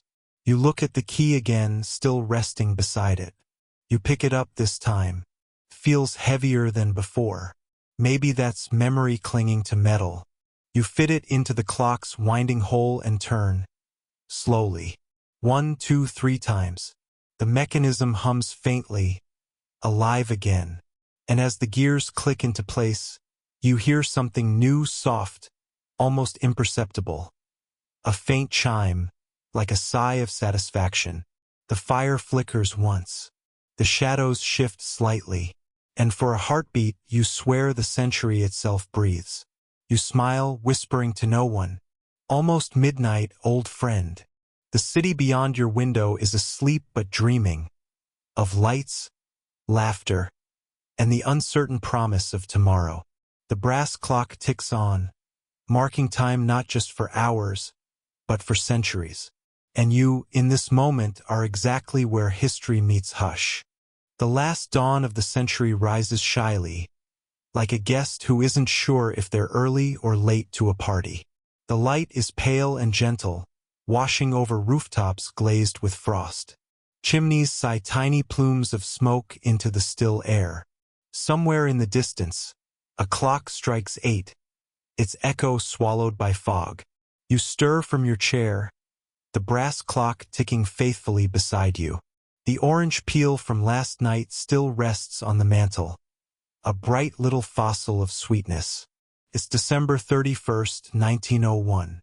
You stretch, listening to the groan of floorboards, and mutter, "Well, here we are. The end of everything, and the start of something I can't quite name." Outside, London is already stirring. People hurry along with bundles of food and parcels, their breath ghosting in the cold air. Newspaper boys shout headlines about the new century, though technically, the official beginning isn't until tomorrow. Scholars still debate whether the new century starts in 1900 or 1901, but frankly, most people just want an excuse to celebrate twice. You smile at the thought. Humanity never misses an opportunity to misunderstand time in festive company. You step outside, and the city greets you with a flurry of sound. Carriages rattling over cobblestones, laughter spilling from doorways, and faint notes of a piano drifting from an upstairs window. The music is hesitant, as though the keys themselves are shivering. You decide to walk toward Covent Garden. The market is alive with color. Piles of oranges and nuts, the glint of tinsel, and the smell of roasted chestnuts curling through the air. A man sells small trinkets carved from bone. "Good luck charms for the new century," he claims. You buy one shaped like a tiny key. Feels fitting. A group of women nearby discuss what the next 100 years might bring. One says she's heard there will be flying machines. Another scoffs, saying she'll believe that when cows knit scarves. The first laughs, tucking her hands into her muff. "You'll see, Mabel. Someday, people will eat breakfast in Paris and lunch in New York." You resist the urge to whisper, "You will." Your historical fact for this section. In 1901, Queen Victoria's reign was ending. Her death in January would mark not just the close of an era, but the passing of the longest reigning monarch in British history at that time. The Victorian world, the world of strict manners, empire, and invention, was already crumbling softly around its edges. The thought lingers as you wander past a small bookstore. In the window sits a sign, "New Century Reflections, Essays for the Modern Age." You glance inside. The bookseller is an elderly man with spectacles perched so precariously that they seem held in place by faith alone. "Looking for something to read before the fireworks, are you?" he asks with a wink. "Something timeless," you reply. He chuckles. "Ah, everything is timeless, until the next thing replaces it." You buy a small book anyway. Its pages smell of dust and candle smoke. It's called Dreams of the Electric Century. The title feels both naive and hopeful, like a promise whispered through fog. Later that evening, as dusk gathers, you walk home along the frozen Thames. People have gathered along the riverbank, bundled in scarves, waiting for midnight. Children toss snowballs at one another, their laughter bright as bells. You stop by the railing and look out over the ice-speckled water. The city's lights shimmer faintly, their reflections trembling in the current. You take a slow breath. The air tastes of coal and frost and something faintly metallic, like the edge of a new age. For a moment, you imagine the sound of that future. Engines humming, radios crackling, trains racing faster than thought. But then the present reasserts itself. A horse snorts nearby, and a man curses softly as he slips on the cobbles. Progress, you think, still comes with bruises. As night falls, the bells begin to toll. 11 o'clock. Almost time. The sound rolls across the city like a heartbeat. Steady, ancient, patient. You head home through streets aglow with candlelight. Every window flickers with warmth. Every doorstep smells faintly of bread and smoke. People are gathering around fireplaces, toasting the past, and daring to hope for tomorrow. Back in your room, the brass clock ticks on. You wind it once more, the tiny mechanism humming like an old friend clearing its throat for one final song. The fire burns low, shadows flickering against the wallpaper. You pour yourself a final cup of tea, lukewarm, slightly bitter, and perfect. You whisper softly to the room, "You probably won't make it through this day, my dear century, but you were beautiful while you lasted." Then, with a small smile, "If you're still awake, don't forget to like and subscribe. And tell me, where are you watching from? What's your local time right now?" The brass clock ticks in response, as if approving your modern manners. "Now," you murmur, "let's ease into tonight's journey." And the clock strikes 12. Midnight unfolds slowly, as though time itself is reluctant to move forward. The bells across London chime in unison, 12 deep notes that ripple through fog and frost. Each one feels like a heartbeat, like the earth itself is exhaling after holding its breath all century. You stand by your window, watching faint fireworks bloom somewhere beyond the rooftops. The colors barely reach you, muted by distance and mist, but the sound arrives, soft and echoing, like laughter wrapped in wool. You raise your cup in quiet salute. "Welcome, 1902, you whisper. "Try not to trip on the way in." Down on the street, a few late revelers stumble past, singing an uncertain version of Auld Lang Syne. One man waves a bottle of sherry like a sword. A woman in a red scarf scolds him between giggles. The whole world feels half-drunk on hope and frostbite. You smile, watching them disappear into the fog. It's comforting, this clumsy optimism, the way humanity always assumes that a change in the calendar will somehow change itself. The next morning arrives quietly, with pale light and the smell of wet stone. The frost is melting, dripping from the eaves in slow, rhythmic taps. The brass clock ticks steadily, tireless as ever. You step outside. The streets are littered with confetti, orange peels, and forgotten hats. Somewhere, a dog barks with the authority of a new century. A milkman whistles tunelessly as he loads glass bottles onto his cart. "Mornin'," he calls, tipping his cap. "Mornin'," you reply. "How does it feel?" He squints. "How's what feel?" "The new century." He grins. "Same as the old one, just colder." You laugh softly, and he chuckles back before trudging on. Your historical fact for this section. In early 1902, the Edwardian era officially began, named after King Edward VII, Victoria's son. Society slowly loosened its corset strings, literally and metaphorically. Etiquette softened, fashion lightened, and the empire began to look outward rather than inward.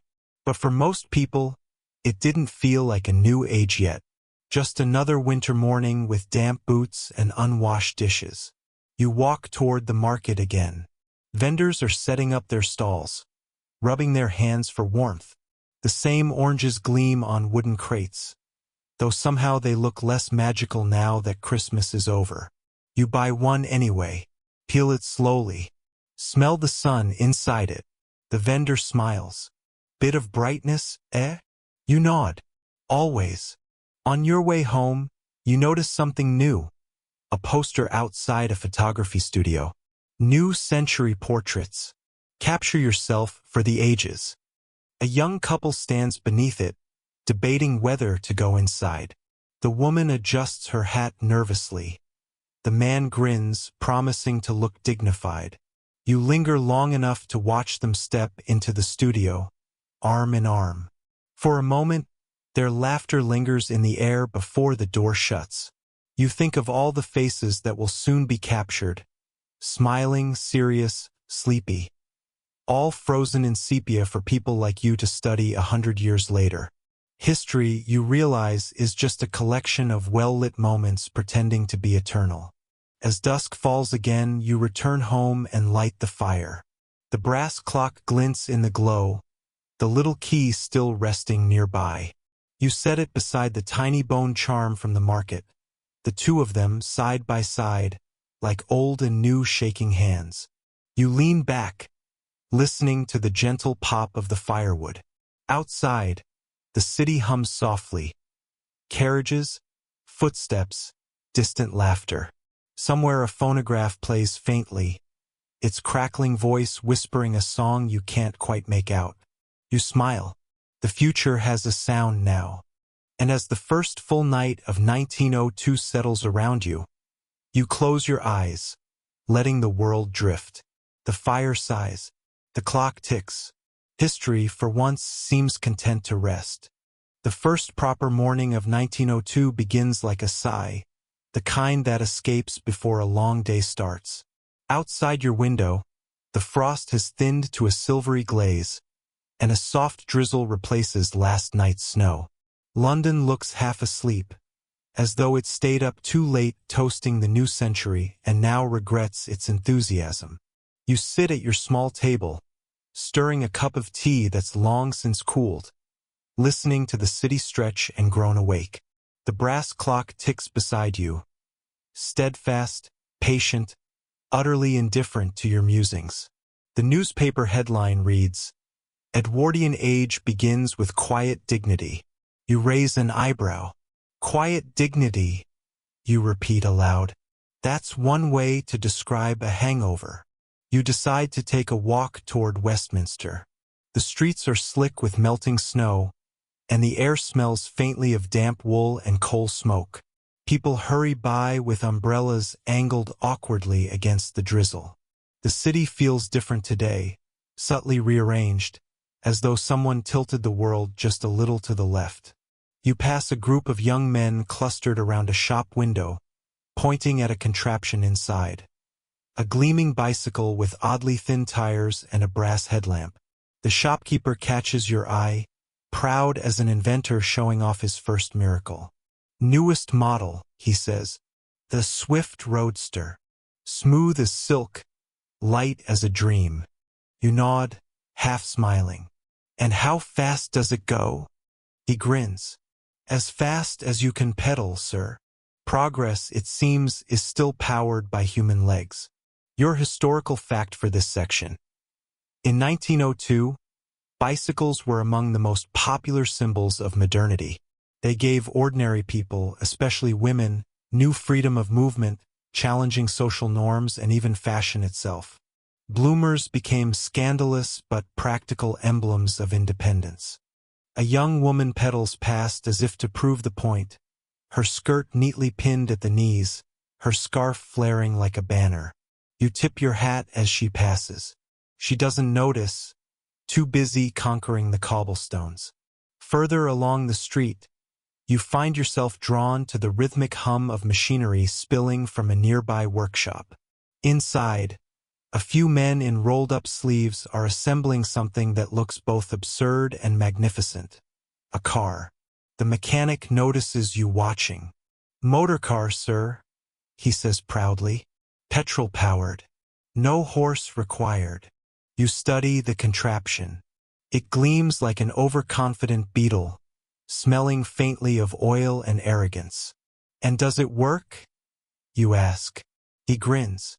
"Most of the time." You chuckle, stepping back as he wipes his hands. "I suppose that's all we can ask of anything new." By the time you return home, the drizzle has thickened into steady rain. You hang your coat by the fire and warm your hands against the flame. The brass clock ticks steadily, a metronome for thought. It strikes you that progress isn't loud. It hums. It wheezes. Clatters. The future, at least in 1902, smells of damp metal and ambition. You look again at the orange peel still resting on your mantel, now slightly shriveled but fragrant. A remnant of sweetness clinging stubbornly to the present. And as the rain drums softly on the window, you feel it, the quiet machinery of modernity turning somewhere far away, slow and unstoppable. The next morning brings sunlight, honest, golden, and unapologetic. You open the window just enough to let in a little cold air and a lot of sound. Street cries, hoofbeats, laughter. It's the same city, yet sharper somehow. You make tea again, this time letting it steep long enough to taste of patience. The brass clock ticks on, its steady rhythm oddly comforting. Someone knocks at the door. You open it to find Mrs. Ashcroft, your elderly neighbor, wrapped in a shawl that looks older than Victoria herself. "I brought you some currant buns," she says, holding out a small basket. "Can't have you wasting away just because the century changed." You thank her, inviting her in. She sits by the fire, folding her hands primly. "I suppose we'll be seeing electric lamps everywhere soon," she muses. "My niece has one. Keeps saying it's safer than gas. But it hums, you know. I don't trust anything that hums." You smile. "The future hums a lot, I think." She eyes you shrewdly. "Does it now? Well, I hope it learns to make tea before it takes over the world." You pour her a cup, and she sniffs approvingly. "Proper tea," she says. "None of that newfangled salon nonsense. What's wrong with a nice Darjeeling?" You don't answer. Some questions are really just invitations to agree. As she talks, you watch the firelight flicker on the brass clock. The second hand moves smoothly, relentlessly. You realize that somewhere, right now, the first electric clock might be ticking in silence, unaware of its destiny to replace this one. Your historical fact for this section. In 1902, the first electric clocks began appearing in laboratories and rail stations. Though they wouldn't become common for decades, the steady hum of electricity would soon replace the tick of gears in the world's heartbeat. Mrs. Ashcroft continues her commentary on modern life. "I read in the Illustrated London News that there'll be flying machines before the decade's out. Can you imagine? People floating around like pigeons with manners." You grin. "And luggage." She laughs, nearly spilling her tea. "Heaven help us when the sky gets crowded." Her laughter softens into something gentler. "Still, it's strange, isn't it? To live long enough to see the world change beneath your feet. Sometimes I dream I'm walking through the streets of my youth, and suddenly they're paved with light." You nod, quietly. Maybe that's how the future arrives, not all at once, but one dream at a time. When she leaves, you walk her to the door. The air outside smells of thawing snow and horses. She pauses at the gate. "Don't forget to wind your clock, dear. The new age may hum, but we still tick." You promise you won't forget. Inside, you pour another cup of tea, now lukewarm but still good.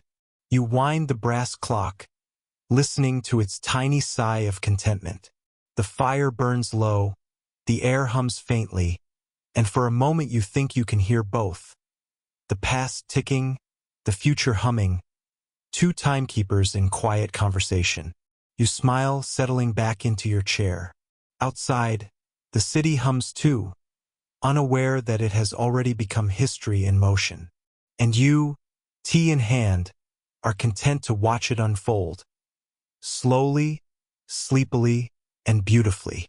You step outside one gray morning, and something curious catches your eye. The street looks familiar, but not quite right. It's as though time tried to repaint the scene but ran out of patience halfway through. The lamplighter is still there, carrying his long pole like a slow-moving sword, though the street lamps now glow faintly with the whisper of gas and electricity sharing the same post. A sort of reluctant truce between centuries. You walk along the cobblestones, boots crunching faintly on frost. A child in a cap runs past holding a newspaper. You catch a glimpse of the headline, "Electric Omnibus Begins Service." You can almost hear Queen Victoria, somewhere in the great beyond, sighing deeply. "An omnibus without horses?" you murmur. "What's next? Umbrellas that argue back?"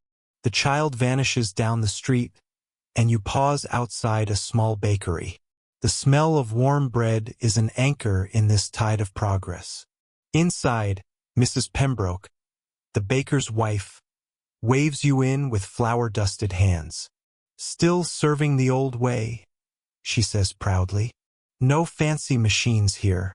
just good dough and patience. You buy a small loaf and a smile. As you step back into the street, you glance toward the sky. The clouds hang low, but every so often, a shaft of light breaks through, as if heaven itself is still deciding whether to update its lighting system. A carriage rattles by, its driver cursing softly as an electric tram clangs along the same road.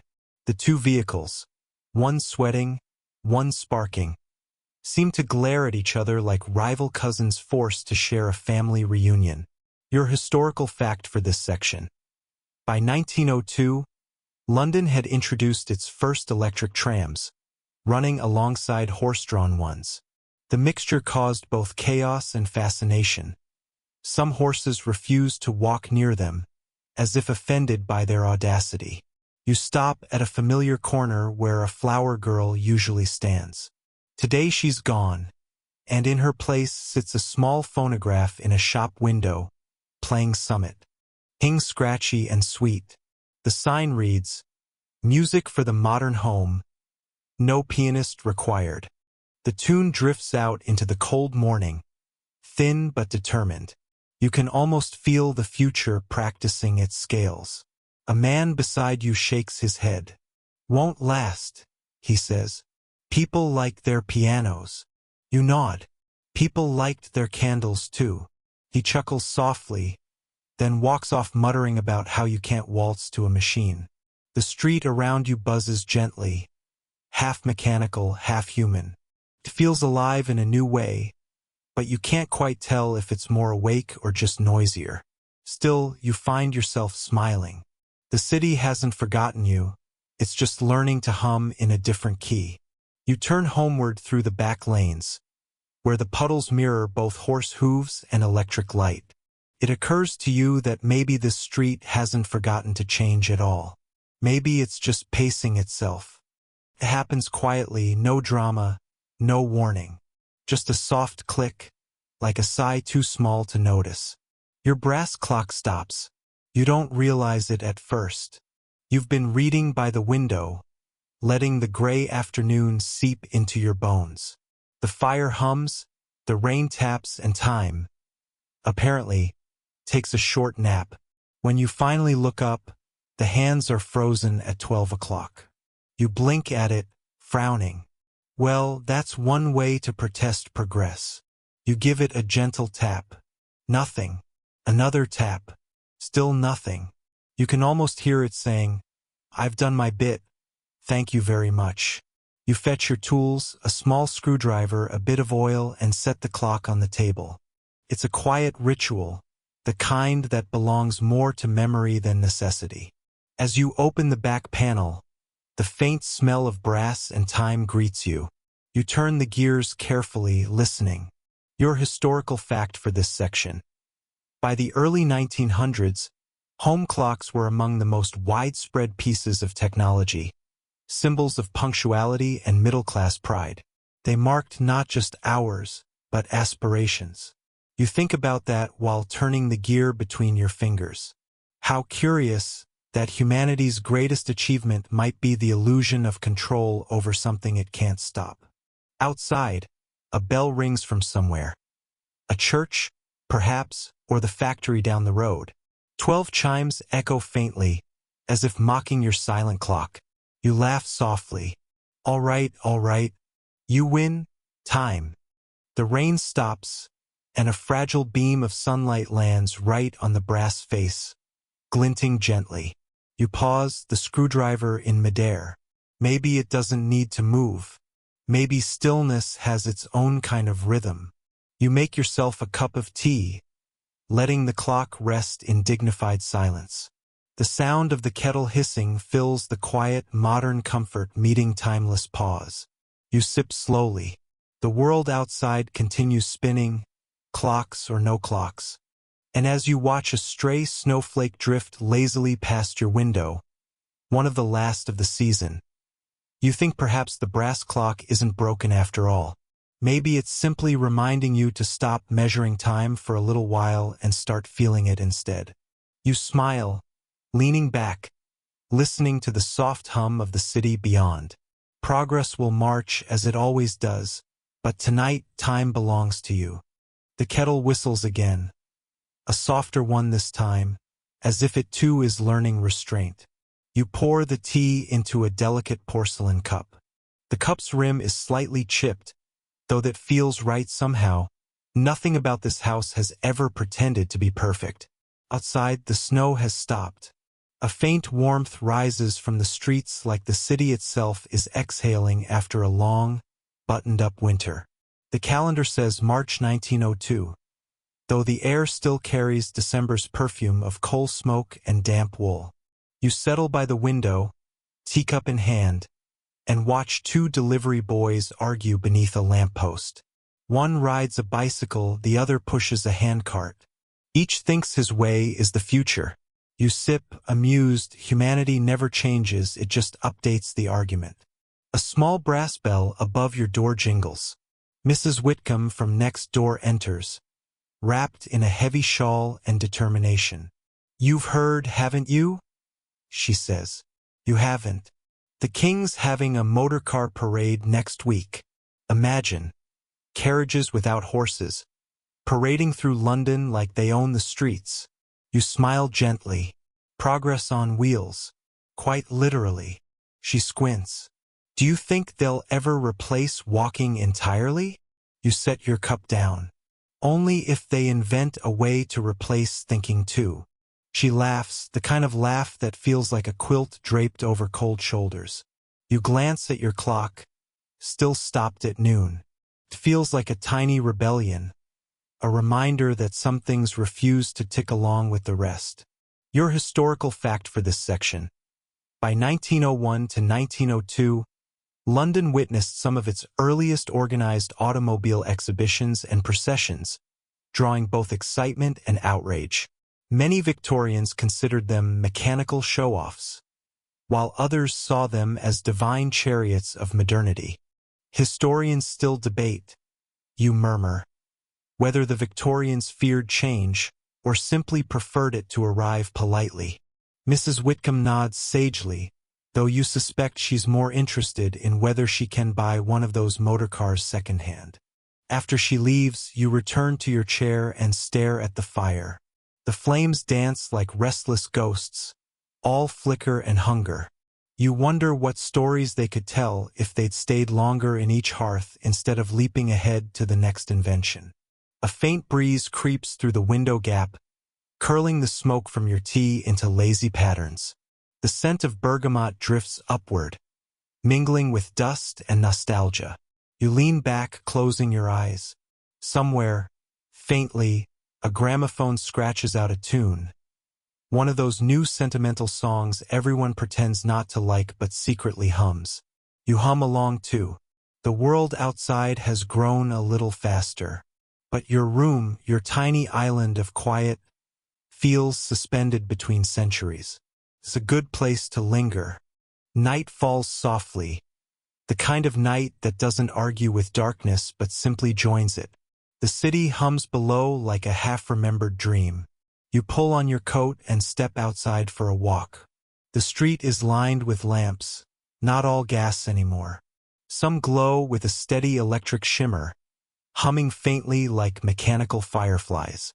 You pass under them slowly, one by one. Each light flickers on a slightly different beat, as if uncertain how to keep time with progress. You wonder if, someday, people will remember this glow the way we remember candlelight. A thing that once felt like magic, now taken for granted. Your historical fact for this section. By 1902, London was transitioning from gaslight to electric streetlights, neighborhood by neighborhood. For months, you could walk from one street bathed in the steady white of electricity into another still flickering orange with gas. 2 centuries of light coexisting, side by side. And that's exactly what you're doing now. You turn onto Baker Street. No, not that one. And the light changes tone. Orange, warm, alive. The flame inside each lamp trembles with the soft rhythm of wind and time. You stop beneath one, listening to it hiss softly. Historians still debate whether gaslight really was more romantic, or if nostalgia simply makes every older thing glow better. You tilt your head. The glow paints your breath gold as it drifts away into the night. Farther down, an electric lamppost hums, steady and confident. You can't help but imagine the two lamps having a quiet argument when no one's watching. Gas lamp. I give warmth, I flicker with feeling. Electric. I give light that doesn't lie. A fine philosophical debate, you think. Both wrong, both right, like everything else in history. You stroll further until the road dips toward the Thames. The water glints faintly, reflecting both kinds of light, old fire and new lightning. You pause at the railing, feeling the cold iron under your gloved hands. Somewhere across the water, Big Ben tolls. The sound is grand but weary, as if even time itself feels the weight of modernization. You take a deep breath. The air tastes of soot, fog, and something strangely hopeful. Perhaps that's the secret charm of 1901, or 1902 now, that invisible hinge between eras. One door closing, another reluctantly opening, both creaking but beautiful. The lamps behind you flicker once, then steady. You smile. For tonight, at least, even the future seems willing to wait. You wake to the rhythmic ticking of a clock. Not your own, oddly enough, but one that sounds older, wiser, and slightly annoyed. You rise, pull on a wool sweater, and follow the sound down the narrow street. The air smells faintly of coal dust and cinnamon. It's early, the kind of London morning that wears a pale, silvery light like a second skin. At the corner, a small shop window fogs with warmth from within. Painted across the glass in gold script, H. Pembroke and Son, clockmakers since 1832. You push open the door, and a tiny bell chimes, followed by a sound like 100 tiny heartbeats ticking in harmony. Inside, clocks cover every surface. Mantel clocks, pocket watches, wall clocks, even a few massive tower gears propped against a bookshelf like forgotten limbs of some mechanical giant. A short man with enormous spectacles peers up from his workbench. "You're late," he says cheerfully, though you hadn't planned to be anywhere.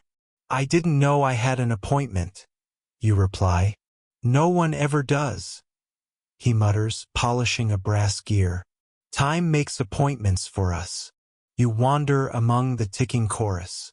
Each clock beats at its own tempo, a quiet rebellion against synchronization. It feels almost alive in here. Pembroke glances up. "Queen Victoria herself had a Pembroke pocket watch," he says, his chest puffing slightly, "though historians still debate whether she ever wound it." You smile. "A symbolic relationship, then?" He chuckles softly, the sound of a man amused by the futility of keeping time in a world that never stops losing it. Historical fact. In 1901, with Victoria's death, the great clockmakers of Britain faced declining demand. Pocket watches were still fashionable, but cheap imports and new factory-made mechanisms were replacing handcrafted timepieces. The craftsmanship era was ending quietly, like a candle burning itself into memory. Pembroke gestures to a peculiar clock on the shelf, square, wooden, and missing its hands entirely. "Stopped the day Her Majesty passed," he says reverently.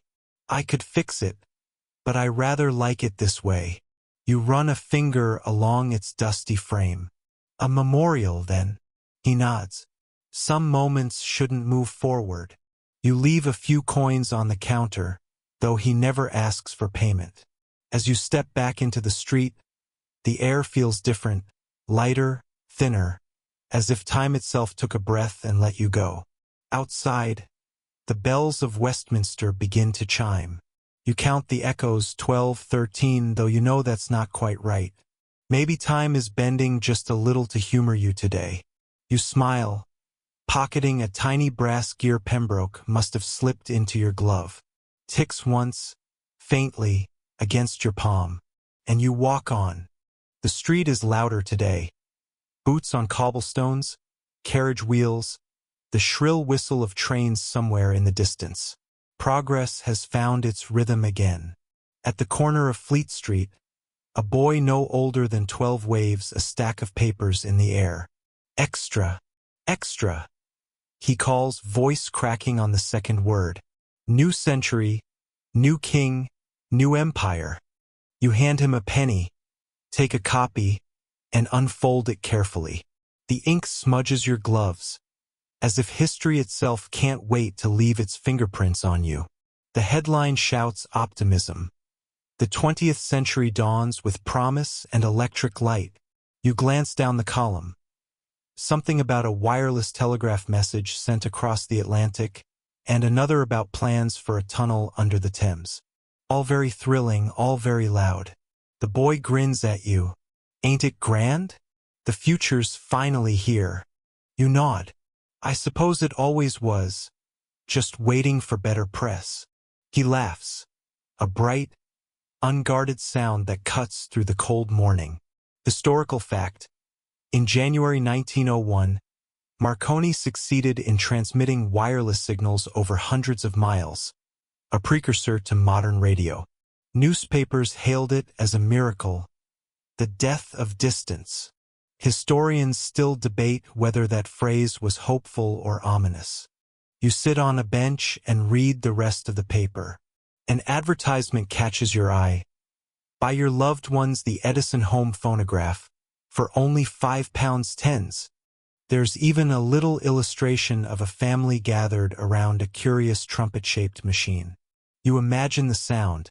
Faint, ghostly voices speaking through tin and wax, bridging distance like magic.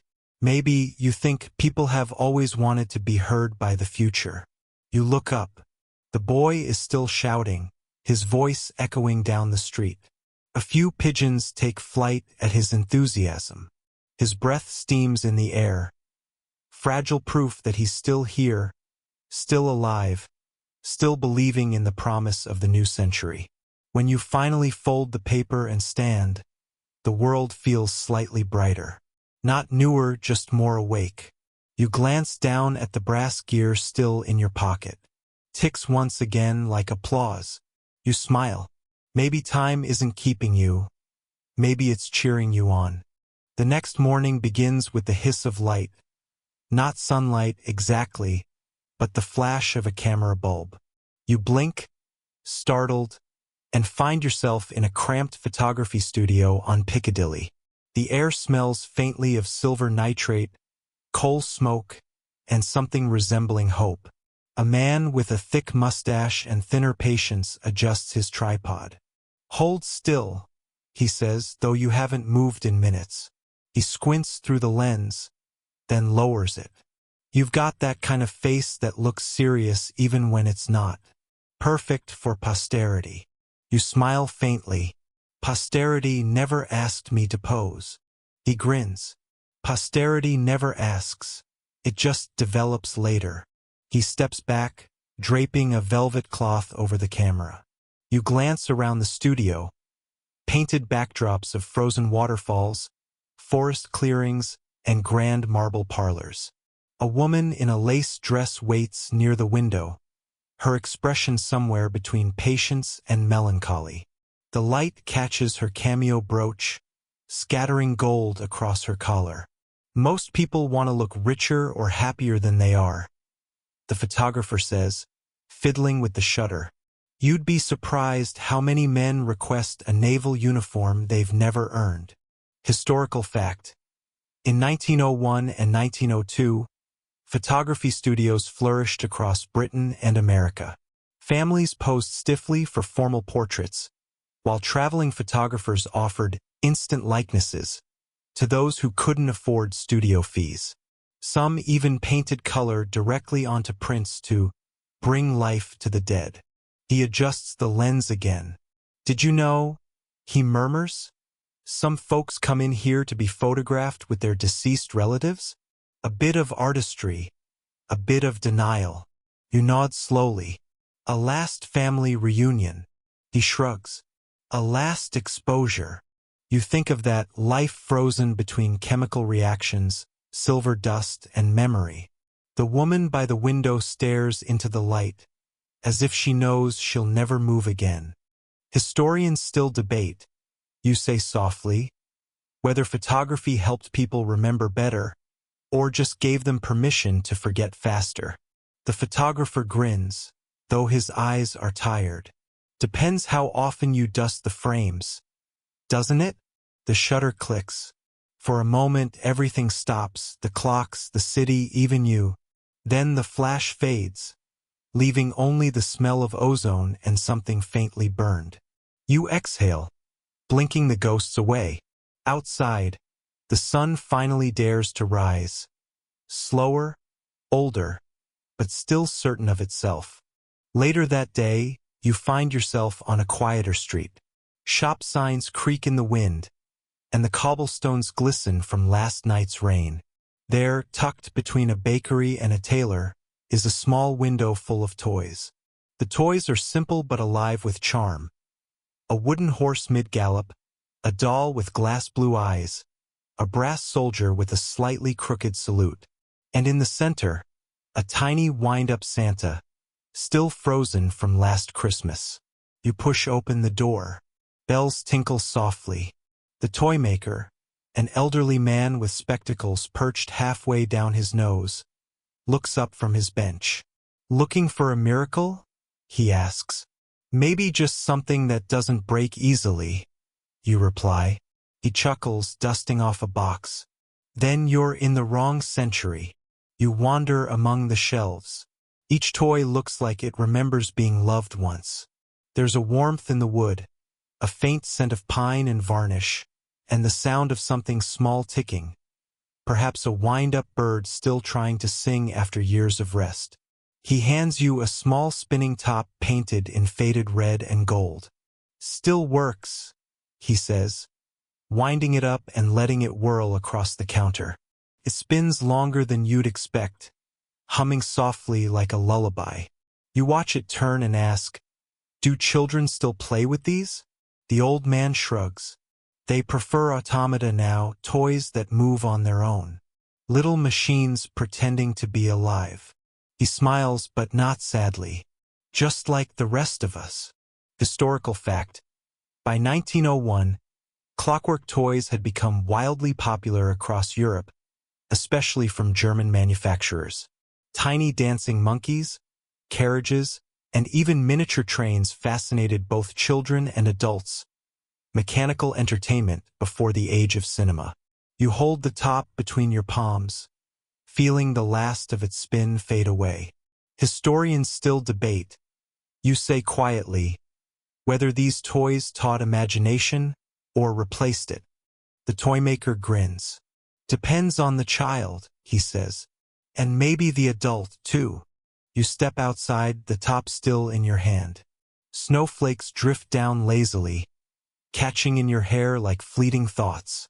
Across the street, gas lamps flicker on. Their glow soft as candlelight in a dream. You turn the top once more, wind it, and set it spinning on the stone ledge. It hums and hums, defying stillness, defying time. When it finally stops, the last echo sounds almost like laughter. You pocket it gently and walk on. Evening slips in like melted wax. Quiet, glowing, and a little uneven. You find yourself wandering into a narrow lane that smells faintly of tallow and lavender.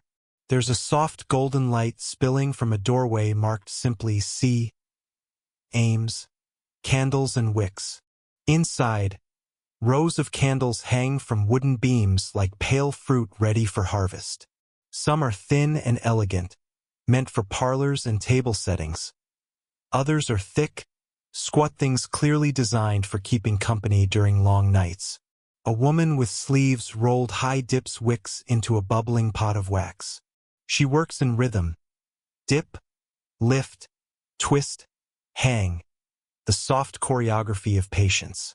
Her fingers glisten with thin layers of hardened wax, small testaments to both craft and burns endured. You stand by the counter, mesmerized by the slow, repetitive sound of dripping wax, like time itself learning to melt. "Looking for light?"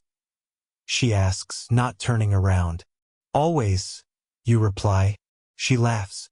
"Aren't we all? Trouble is, most people want it cheap, fast, and scentless."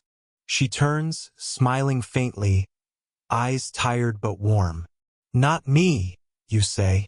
"I like the kind that flickers a bit." Her smile widens. "Then you're in luck." Historical fact. By the turn of the century, paraffin candles had largely replaced tallow ones, thanks to industrial refining. They burned cleaner and brighter, but lost the handmade charm that made candlemaking such an intimate trade. Still, small workshops like hers survived by crafting scented or decorative candles, often for holiday or church use.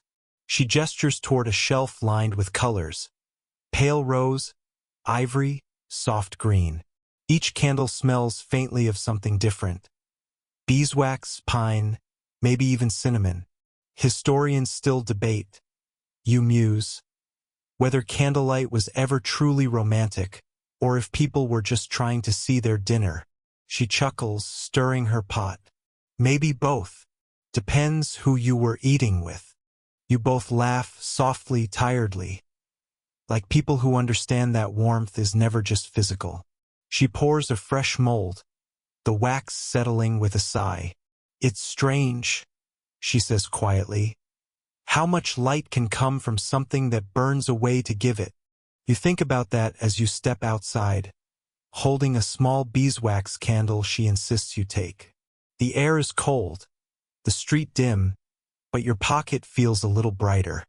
It is March 1902 now. The frost still lingers on windowsills in the morning, but the light feels different, livelier, almost modern. You walk along the embankment, coat buttoned tight, candle still tucked safely away. Across the river, a low mist curls around the bridges, the last sigh of a winter that doesn't know it's over. Children chase each other near the water's edge, their laughter echoing like sparrows. A phonograph plays faintly from an open window, the sound thin and crackling but full of life.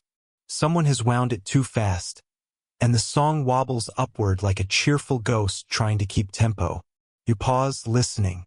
The city hums around you, new trams clanging, shop signs freshly painted, women in hats just a little bolder than last year's. It is still London, but also not quite. This is the strange beauty of transition. When the world you knew hasn't vanished, but neither does it belong to you anymore. Historical fact. The end of the Victorian era didn't arrive with a single event, but with a mood. A collective exhale after decades of industrial strain and moral strictness. By 1902, Edwardian optimism was taking root, promising leisure, invention, and gentler manners. The world tilted forward quietly, one cup of tea at a time. You pause at a newspaper vendor's stall. The headline reads, "The King's First Parliament Opens, a New Beginning." Below it, an advertisement for Edison electric light fixtures. Safer than gas. You smile faintly. Safer than gas, you murmur. That's one way to sell the future. The vendor shrugs. Light's light. In it?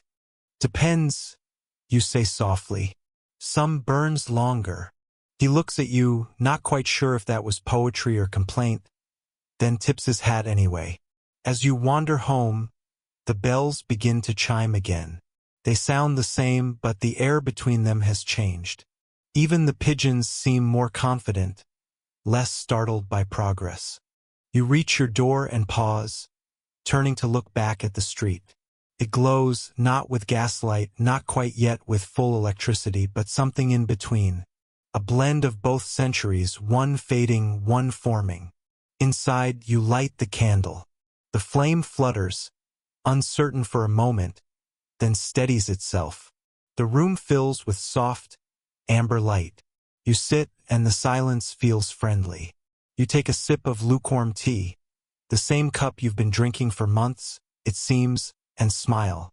Outside, The world continues to tick forward. But here, for just this moment, time takes a breath. It's early morning, and you hear the familiar clop of hooves before you see him, the postman, trudging through thin fog like a character who's accidentally wandered into the wrong century. His horse snorts steam into the pale air, the cart wheels squeak over frost, and you can smell the faint metallic tang of the morning. He tips his cap, muttering something about how these newfangled telephones will ruin a good man's walk. You can't help but grin. You watch him sort through envelopes tied neatly with string, the ink smudged by breath and drizzle. Letters from Liverpool, postcards from Paris, and something addressed in shaky handwriting to Mrs. Agnes Pritchard, care of the bakery, Street Martin's Lane. You can almost feel the anticipation of those who wait for his knock. Hope in paper form, folded, sealed, and stamped with Queen Victoria's face, still lingering on in 1902 like an unretired portrait. He tells you he's been delivering mail since before the telegraph, before anyone thought instant communication meant anything more than shouting across a field. You wouldn't believe how quiet the mornings used to be, he says. Back when people still wrote for the sake of it. Now they just want answers. You nod, though you're not sure he needs agreement. He tips his cap again, climbs onto his cart, and clatters off down the lane. A small symbol of an empire's rhythm, the same beat carried by millions of boots, hooves, and hearts. Historical fact. In 1901, over 2 billion letters were sent within Britain. A staggering number considering the population hovered just above 40 million. The penny post, introduced decades earlier, had made correspondence both accessible and deeply personal. Yet as telephones crept into homes, letter writing began its slow decline, a quiet revolution of silence. Cultural tidbit. Some Victorians perfumed their letters before sending them, a practice both charming and treacherous, as certain scents, like lavender or rose, implied different romantic intentions. It was an unspoken code of fragrance, a perfume-based love language.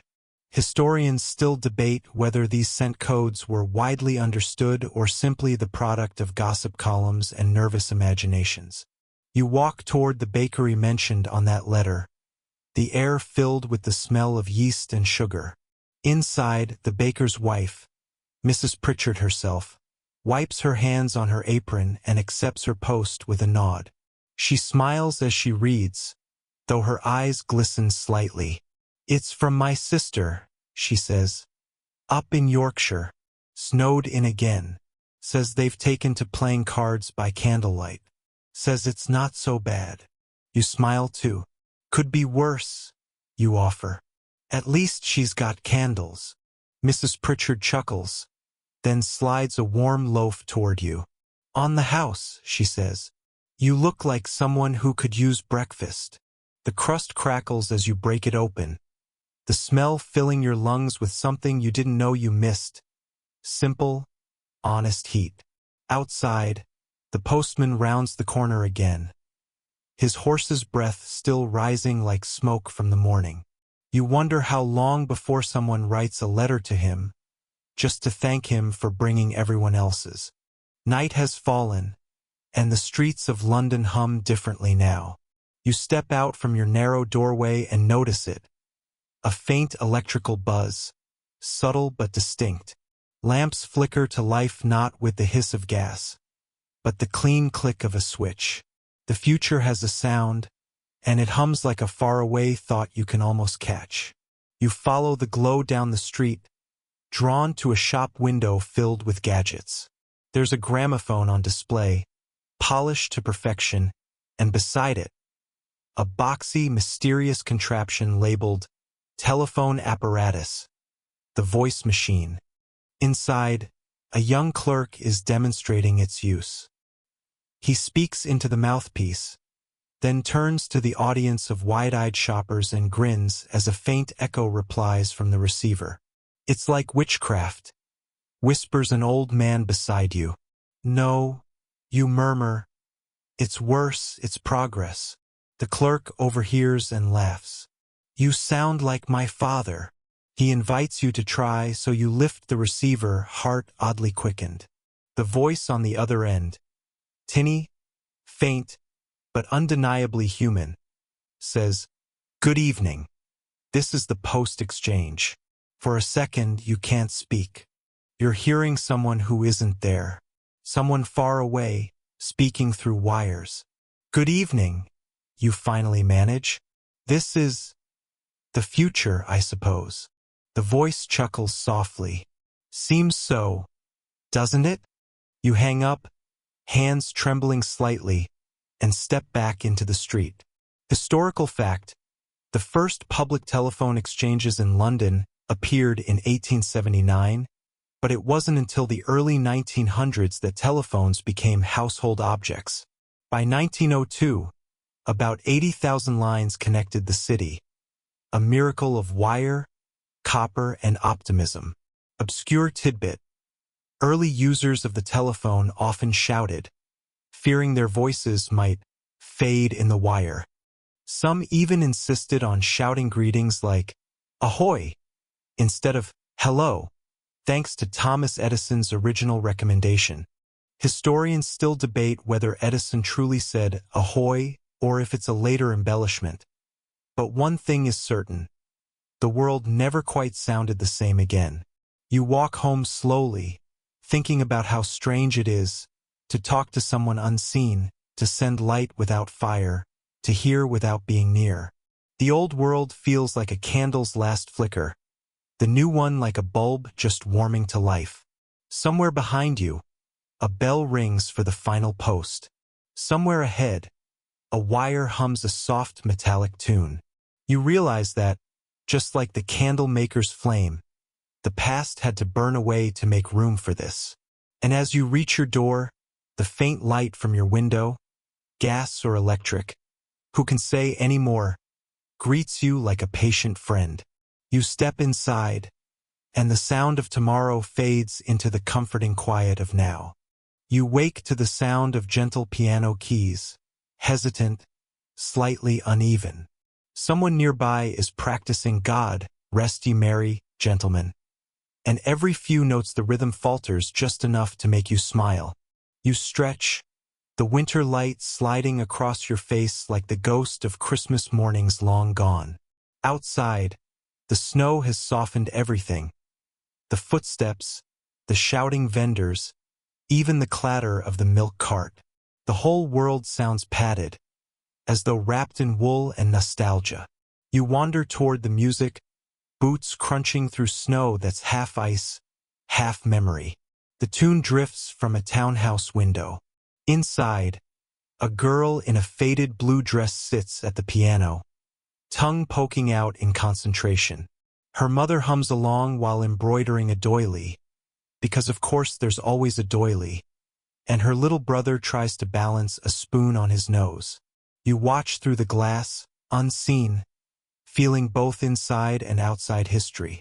This is the kind of scene postcards pretend to remember. And yet, something is changing. The father, once the unquestioned anchor of Victorian households, now reads the morning paper with spectacles perched on his nose, but the headlines talk of suffragists and automobiles. He frowns not out of anger, but confusion, as if the century itself has decided to move too quickly for him. He turns the page.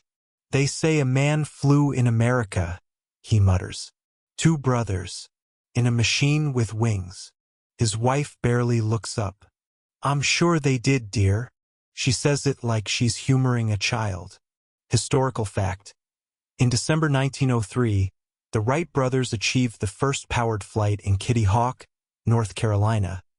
But even in 1902, word of their experiments had begun to drift across the Atlantic. London papers mentioned flying contraptions, with a mix of curiosity and polite disbelief. Obscure tidbit: some early Victorians believed that flight would lead to moral decay, that to rise above the clouds was a sin against humility. One preacher even warned that men in the sky might tempt the angels. Historians still debate whether this sermon was satire or sincere panic, but it certainly captures the century's delicate balance between wonder and fear. Back in the parlor, the mother rises to light a new candle, though the electric bulb is right above her. It's just habit. She still trusts wax over wire. You can't blame her. Candles are human. Bulbs are, well, suspiciously efficient. The girl at the piano hits a sour note, groans, and then laughs. That bubbling, unself-conscious laughter that no era can suppress. Her father glances up from the paper and says, "You'll wake the neighbors." She replies, "They're already awake." And somehow, she's right, not just about the neighbors, but about the world. The whole century is stirring from its long, formal nap. The snow outside begins to fall again, quietly, endlessly. And as you walk away from that warm window, you think, maybe all history is just the sound of one century waking another. You find yourself standing in a small, cluttered shop near Covent Garden. The sign above the door reads Hollands and Sons, Chandler's since 1824. Inside, it smells like honey and soot, and hundreds of candles in every size and shape line the shelves like silent witnesses to time itself. An old man behind the counter squints up from his stool. "Looking for light, are you?" he asks. You nod. "Something warm." He gestures to a row of hand-dipped tallow candles. Not many folks ask for these anymore. It's all bulbs and batteries now. You pick one up. It's rough, imperfect, and heavy with history. "Funny thing," the man says, "candles used to be for survival. Then they were for prayer. Now they're for birthdays." He chuckles softly, then adds, "Maybe that's progress. Or maybe it's just different." You smile. "Do you ever miss the dark?" He looks around his flickering shop, considers it, and replies, "Sometimes. The dark made people listen harder." You leave with the candle wrapped in paper, stepping out into a snow that feels like the last sigh of winter. The gas lights hiss softly along the street, competing gently with the few electric ones that glow too bright for comfort. Somewhere nearby, church bells begin to toll, slow, thoughtful, like a heartbeat remembering itself. Historical fact: the final decade of Queen Victoria's reign saw the near-total transition from candle and gaslight to electricity in major British cities. Yet many households resisted for years, some because of cost, others because, as one letter put it, the electric light offends the eye with its white, unnatural glare. Obscure tidbit: some Victorians believed spirits could not travel through electric light, that ghosts preferred candle flame. Spiritualist parlors insisted on dim lighting for better communion with the beyond. Historians still debate whether this belief was superstition or savvy stagecraft, but it explains why seances never looked quite as bright as Edison might have liked. You reach home and light your candle anyway, just to see. The flame dances, small but stubborn, painting gold across your hands.